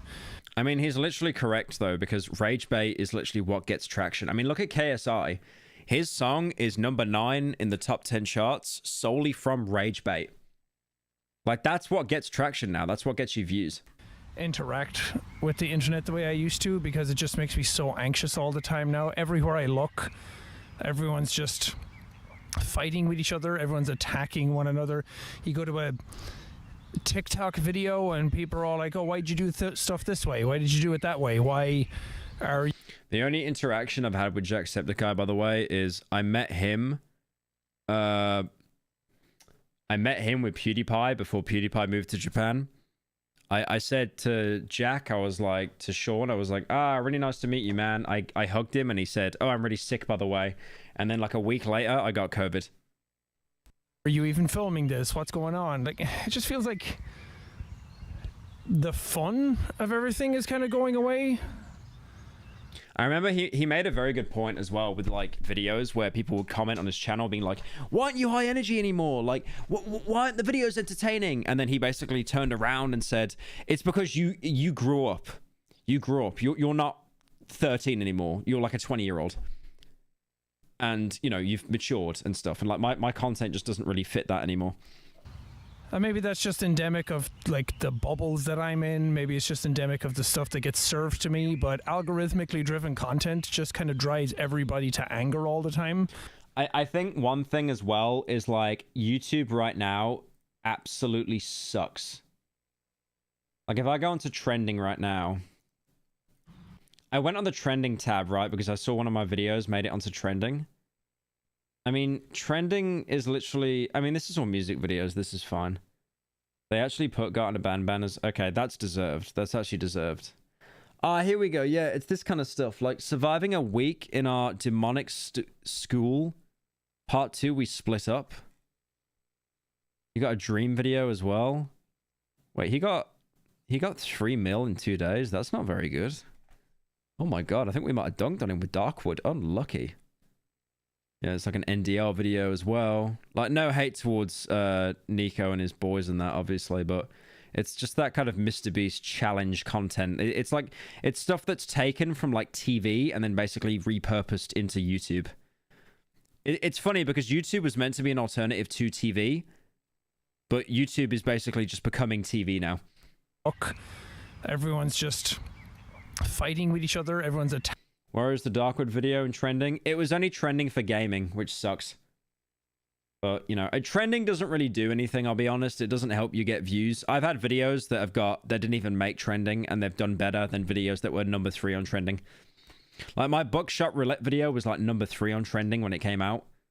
And that flopped. And then Darkwood was, like, number 9 on gaming trending, like a sub-type category. And then that's on, like, 4 mil in a month. Hacking one another. You go to a TikTok video and people are all like, oh, why'd you do stuff this way? Why did you do it that way? Why are you even filming this? What's going on? Like, it just feels like the fun of everything is kind of going away. I mean, it's really telling, right? When you scroll on TikTok and you see a TikTok of a guy walking down a street with music playing, like, you know, Avril 13th by Aphex Twin, and then the caption is like, I can't take this anymore. I'm not enjoying video games anymore, that kind of stuff. And then you actually find out that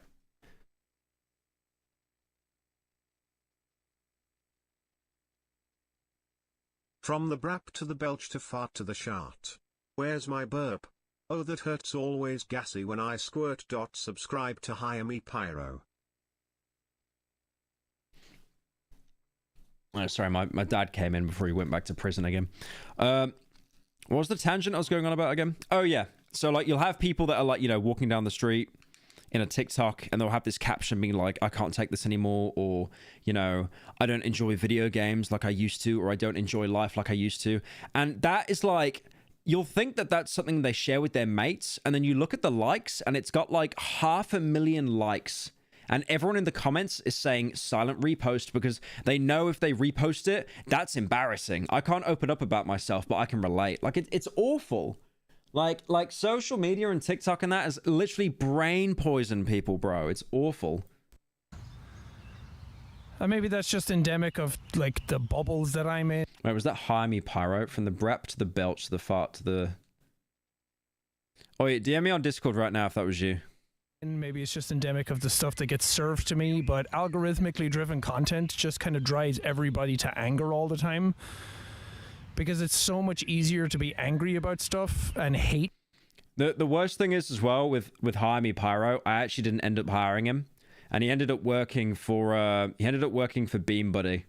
So he ended up working for the competition instead. Stuff and hate each other than it is to do anything decent anymore. And maybe it's always been like that, but now is just the only time that I've started to see it. And maybe that's just... I go through this horrible cycle where I keep uninstalling TikTok. I'll uninstall it, and then I'll reinstall it, and then I'll uninstall it, and then I'll reinstall it. The problem is I need to use it for work, because unfortunately it's a really good source of finding stuff to talk about. I mean, I've said this before, but I had that app that I stole from JSchlatt, OneSec, where I just install, you know, I block apps, basically. Just me and my timelines and my algorithms and the things that I see from my perspective, but...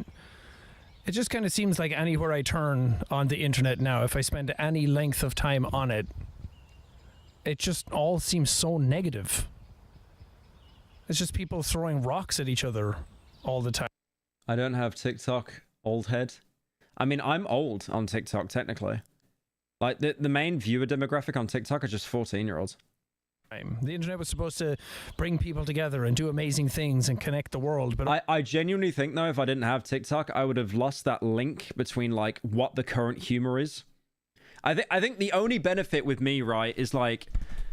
I think the only benefit is because I was, like, one of the first generations to grow up on the internet, like Gen Z, right? Like, growing up on the internet. I feel like we'll never lose that link of what is funny. And also, like, I'm just too terminally online to fall out the loop as well. But all it's done is seem to highlight the problems more. You would think having so many people from so many diverse different backgrounds and cultures that would be able to all learn from each other, but it seems like people just double down and sit inside their bubbles and throw stones from there. I mean, didn't he quit Twitter? That sounds like a Twitter take. I swear I read like a psychology thing where it's like when someone's proven wrong, it's easier for them to just double down again instead of putting their hands up and being like, yeah, I was wrong, I messed up. And that's not even mentioning how much violence and war is going on right now. That seems to just entrench people more in their beliefs instead of reaching out and having a heart and being more open to things. A lot of people have been, and that's great to see, but by and Insta is much better than TikTok. Yeah, I don't use Insta Reels. I don't use Insta Reels. Apparently they're funny though. Apparently all they do on Insta is like they just try to spell out the N-word using GIFs, like letters. Large, these things just keep happening over and over again. And that's not even mentioning like politics making people so angry and entrenching them into their own beliefs further as well. And just picking sides and attacking each other all the time. It's really difficult for anybody to go onto the internet these days and just exist without being dragged into something that's... One thing I do notice as well, like on TikTok specifically, I know I make this comparison, but like it's the main app that I use, right? Like, you know, for short form content. Whenever I see like a family post their videos and stuff, they'll get like 300 views, right? And then the algorithm plucks a random video and goes, that one's going to be viral. And it gets like 3 million views. And then all the comments are just snide. They're just snide constantly. It's funny because when you do leave that bubble, there's Slowly so many... dreading the day when making fun of Pyro just doesn't hit the same anymore. That'll be a long way away, don't worry. It's like with me on TikTok, right? Like when I get TikToks that don't bang and it's just like you guys that see it, the comments are just like, you know, 1 minute Andy, hairline fell off. But then when it reaches a bigger aspect, like the bigger side of TikTok, you'll get loads of people being like, oh, Pyro still uploads, that's cool. Or like, oh, isn't this guy into like fat? You know, like stuff like that. But then you'll have the people that are like extra snide and they're saying like, why does this guy still have a platform? Why hasn't this guy been like ran off the internet by now? You know, just like people that are obviously doom scrolling on their phone and then they see content that they don't like and then they take it out on the actual content itself. What's going on? Which is a normal reaction. I think everyone does that to an extent. Like, you know, in the form of commenting or reporting it or like liking a snide comment instead of liking the actual video. And I think the common denominator between all of these is people. And as generic as that sounds, that really is the humanity of it all. The lack of humanity in regards to some of it. And I think the most important thing to a lot of people, especially me, and especially the things that I've heard from my audience over the years, is mental health. And anybody that's watched me for any length of time knows just how important mental health is to me, because I've gone through my own struggles with mental health over the years and still struggle with my mental health all the time. I don't think it's something that you ever figure out and you ever... Holy 3-monitor setup. I have a 3-monitor setup. I've basically got the same setup that he has, but bigger. Like that monitor he's got on the right, mine's like a landscape. Get on top of, but you can definitely get better tools, get better help. And that's what I've been doing. I've been reaching out and getting help from a therapist for like 2 years now. I'm on medications for depression and anxiety to try and deal with my own mental... Yeah, he's mentioned this multiple times. Like, I think it's good that YouTubers are like very open about their mental health. Like me personally, like I have a therapist as well. I'm not on like meds or anything like that. I've never taken medication in my life, but I do have a therapist. I think personally, like, anyone should have a therapist if they're lucky enough to be able to get one. I think that's the problem, because they're just so expensive. They're like £30 an hour or something. It's crazy. Mental health. So when people say that they're struggling and stuff helps them get through a hard time, I'm there with you. I know exactly what it takes, and I know you should be on medication. True. Yeah, hook me up with some Ritalin, bro. I'll probably end up like Leafy's here. how strong you need to be able to get over any of those obstacles.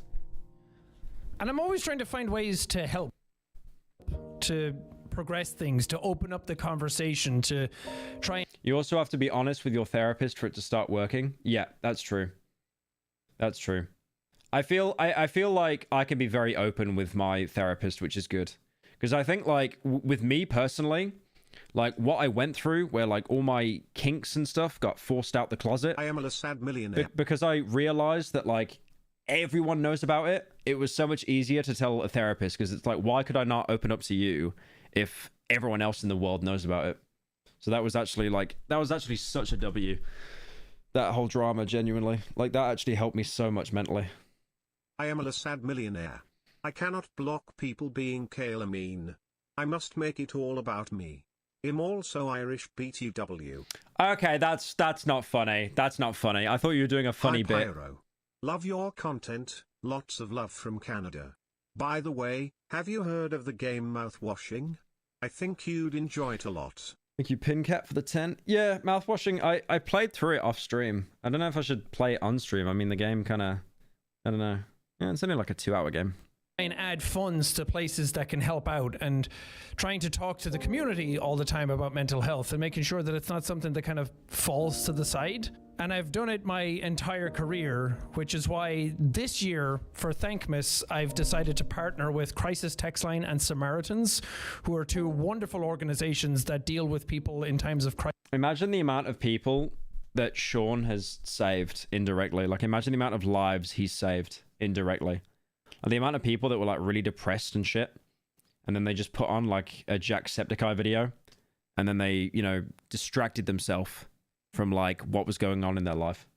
Like that is crazy to think about. Crises and mental health struggles to try and get them through tough times. In 2023, Samaritans and Crisis Text Line volunteers spent more than 1.4 million hours answering calls and texts for help. Samaritans and... Okay, is it bad that I thought that was me on the top right for a second?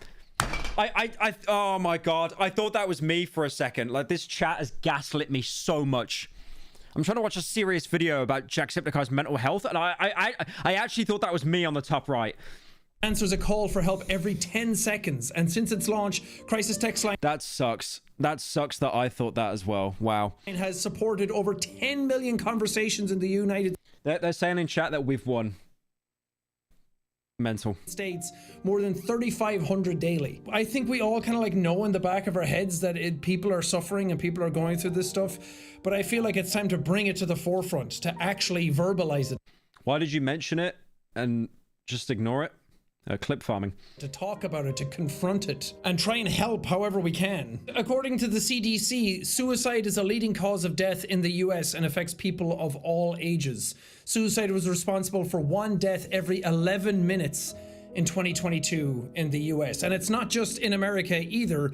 Every 90 minutes, someone in the UK or Ireland takes their own life as well. That alone is the big... Isn't that such a scary statistic, though?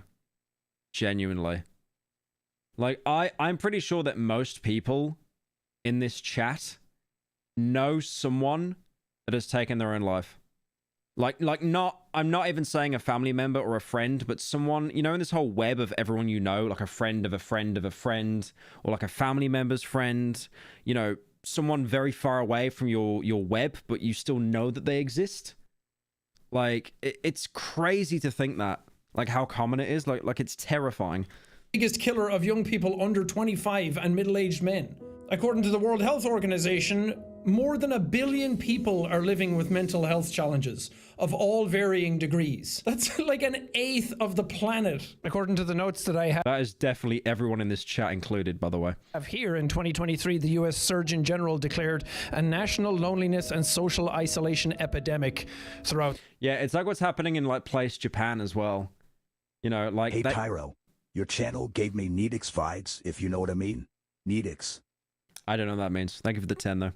It's like in Japan, they've got like a loneliness epidemic. I mean, this is what I was saying earlier in the previous video. It's like half the world is stuck indoors now online all day, you know, playing video games or like on Discord or, you know, watching streamers. It's just the way like the social climate is like adjusted now to how it was like over 10 years ago. The country, and that's just in America. I'm sure that it's being felt. Not depressed anymore thanks to shrooms. Why is everyone that takes shrooms shill that it like cured them of everything and then they're going to live to the age of 3000? I mean, I'm happy for you, but yeah, genuinely, I'll never understand that. Everywhere. About half of US adults are experiencing considerable levels of loneliness. And unfortunately, with that loneliness comes darker thoughts. And I think that's a reason why like the rates of people being parasocial is so high as well. Because it's like, you know, you watch a content creator, you then get on with your day. But then if you don't have like much to get up to, your day then revolves around the content creators that you watch. Depression. So that link just becomes stronger. And hey, it's been a while since your last been streamed and I saw a lot of good ARG series which I know you like. Look up the Batman ARG by Oblivion and Left 4 Dead ARG, they're evolving. Thank you, Oracle, for the 10. I could look them up. Isolated from people is just not healthy for our brains. We're creatures that are designed to go out and interact with other people. And when our only... What's the problem with loneliness? Well, it's like what Sean's saying. It's like we're social animals. Like me, right? Like I like to be alone a lot. I like to, you know, just work on my own. I don't like, you know, I like to be on my own a lot. But then I kind of realized if I'm on my own too much, it's like, okay, this is fucking with me. Like I need to, you know, like, okay, I've worked out today. I've done like 3 videos today. I've worked on a main channel video. When are you going to play mouth washing? Like I've done so much work today. Like why am I still not happy? And then I go out and socialize with people for an hour and my brain's wired. It's like, oh my God. Yeah. Like, oh my God. Wow. Like you know, I needed that social interaction so much. Like it really is a cheat code for like dopamine. It's insane. Like, even if you think you're an introvert and you don't like social interaction, I feel like everyone needs it as like a little bit of a battery recharge. When am I going to play mouthwashing? I just got asked this like 7 seconds ago. I don't know. I don't know if I'll play it, honestly, because I've already played it off stream. The means of doing that sometimes is through the internet. Being by yourself is fine. It's just when it lasts a couple of days, it kills your brain bit by bit. Yeah, exactly.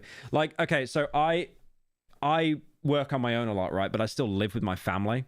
So I can still interact with my family like every day. So I'm actually having like a human interaction with people. It can be really bad. I've lived quite a huge amount of my career just being online. And I can tell you that it's made me angrier and sadder and made me feel even more alone than if I were out interacting with people. And that's not always easy, but it's something that I feel like we need to talk about and open up the discussion to and help people who can't help themselves. You know what's crazy? I've just had the most dystopian thought in my head, and this probably already exists, right? I think this already exists. What I'm doing right now, right? I'm streaming. I see you guys in chat talking there. I'm reading chat. I'm interacting with you guys while watching the video. I reckon out there right now, and if not, this is going to happen really soon because of the loneliness epidemic, you're going to have softwares that you can buy or use for free where you can stream to an audience of bots that like comment on your stream like they're real people to give people that dopamine that they think that they're actual streamers and having human interactions and people that watch them and enjoy their content. It's already happened. Yeah. I had a feeling. I had a feeling it already exists. I struggled with religious trauma growing up. Through the darkest times, you were there on my phone. Even the stupid leafy drama helped distract me. Thank you for everything, Pyro. Thank you, Catnip, for the 15. We're all AI. It wouldn't surprise me. Someone said business idea. Okay, bro, I didn't say that. That's depressing. I think that already exists. Genuinely, I think that already exists. But wow, That is a dark thought, eh? The point of this video that I'm trying to make... Someone said content warning. Okay, true. Hello, Pyro. I don't know if you heard of this game called Mouthwashing. I'm any mouthwashing donos I'm skipping. Thank you for the 10. Dude, I gotta leave the house in 15 minutes. I'm not having a mouthwashing dono be the reason I miss out on eating.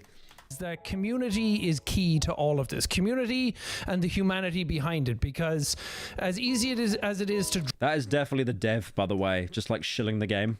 Drum up hate and drum up negativity together. It's also quite possible to do amazing things together, as we have proven with Thankmas. I mean, how much money has he raised with Thankmas? It's like hundreds of millions, right? Or at least it's like tens of millions. He's raised a ridiculous amount.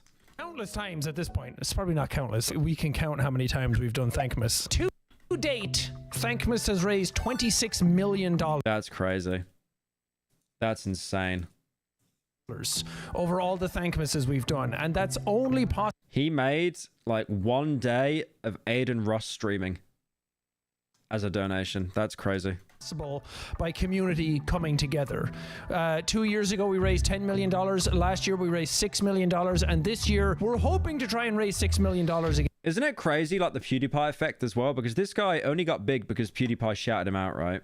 Which is, it's something he said himself. I'm not saying that that's a snide.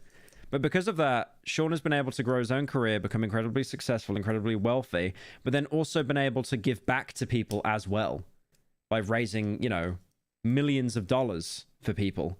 It's just insane. Like this web of network of like goodwill and stuff. It's insane. Like all PewDiePie did is basically shout out a small YouTuber, and that's then indirectly led to like nearly $30 million being raised.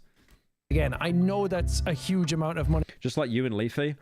I don't think Leafy ever gave me a shout out. I don't think Leafy wanted me to blow up in the first place. To try and raise, but I just leeched off Leafy. Thankmas has been capable in the past. We're going to try again. With the money that we're raising this year, we're helping to train 9,000 new volunteers across both organizations. They can invest in hardware and software to help expand and enhance the digital reach of these programs, since reaching people online, chat and text is paramount. A lot of people sometimes don't even want to call in. A text is all they can do. So helping build out the infrastructures. You were Leafy? I remember seeing this meme about me and Leafy, and it was like, you know that meme of the path, and it's like the left path is the really dark path and the right path is the really good path? Or maybe I'm getting them twisted. Maybe it's the other way around. But it was like, there was two timelines, and it's like, if you watch Leafy, you became alt-right, and then if you watched Pyro, you ended up becoming alt-left and probably trans.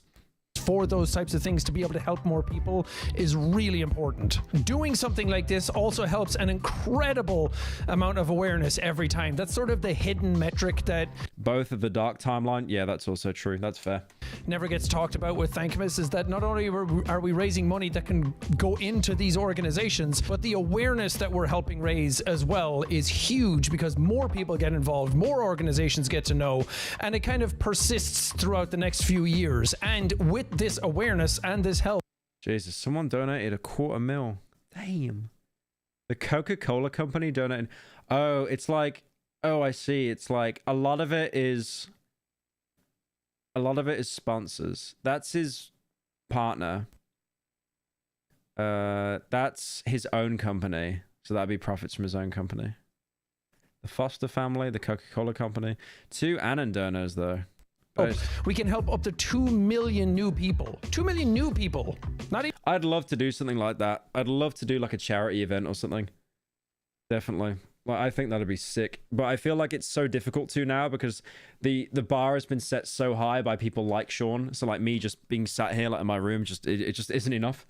Even the people that they're helping already, 2 million new people will be able to get help each year with this money raised. So like last year, we're doing Thankmas live again. We're going to be in the Orpheum Theatre again, same place as last year, but we're selling even more tickets this time. Last year we sold just half the theatre twice, so this time we're doing the entire theatre. Where's the Orpheum? Is that in Brighton? Tickets this time.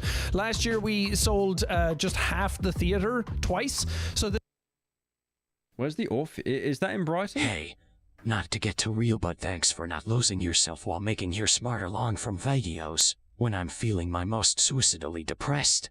For relatable way you talk about games is like an artistic ramble from a friend. Mental health. Thank you, dumb bitch, for the 10. Yeah, that's really nice. I appreciate that. Thank you. Oh, it's LA. Ugh. Fair enough. I thought it'd be in Brighton, but fair.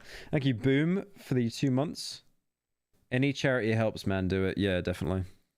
This time we're doing the entire theater. Tickets are going to be for sale now. All of the information is going to be in the description. It's going to be on December 6th this year. That's when the event is going to be happening. It's also going to be streamed live on my channel. You can still watch it. You can still help out. And I think it's going to be an incredible event. Last year was amazing being able to do it in person. I can't believe how well all of that went considering all the moving parts that were in it. But I'm really excited to do it again this year in person and just embrace the community, seeing people come together in a room, not like that, chanting together, raising awareness together, yelling. It's the most toilet humor imaginable. Screaming, being positive and doing something and putting our stamp on that day, I think is huge. So tickets are for sale now. Go get them. I'm excited. I think seeing that amount of people come together and talk about mental health will... It's funny because I know when he wraps up the event, he's going to raise millions of dollars and he's going to get the biggest dopamine boost of what he'll probably have in the entire year. And for him, that is like totally worth it. Create a sense of openness and vulnerability that will allow people to be able to open up more. And let's face it, losing up to 700,000 people each year is just completely unacceptable. If it's something that we can help with, if it's something that we can drive our community and our positivity towards to try and make a difference. So please tune in for Thankmas this year, December 6th. It's still a little bit away, but that's why I'm announcing it soon so we can keep selling tickets. Go get your tickets now. I would love to see you guys in person. The energy last year was electric and it's going to be really fun. Thank you guys so much for watching this video and I'll see you there. Yeah, that was cute. That was baby. I'm happy that he's doing well. I like how there's this resurgence of like YouTubers complaining about YouTube, like Tommy in it. It's actually crazy, like just how so many people just... Oh, I can see like Kane Pixels that made the back rooms. It's definitely not just you. Yeah. You're the man. Oh, I forgot Game Grumps existed. Hey, I'm Grump. I'm not so Grump, and we're the Game Grumps. All right, that's me done, boys, because I gotta leave the house in 10 minutes. I might stream later, I'm not sure. We'll see. But thank you all for joining. We're back. We're so back. I'm going to be streaming again tomorrow. So when I come back, I'm either going to stream Black Ops 6 campaign, or I might take the night off and voice the Fear and Hunger script. So yeah, I'll catch you guys later. Have a good evening. Bye-bye. I don't know how long I need to wait before I can end stream.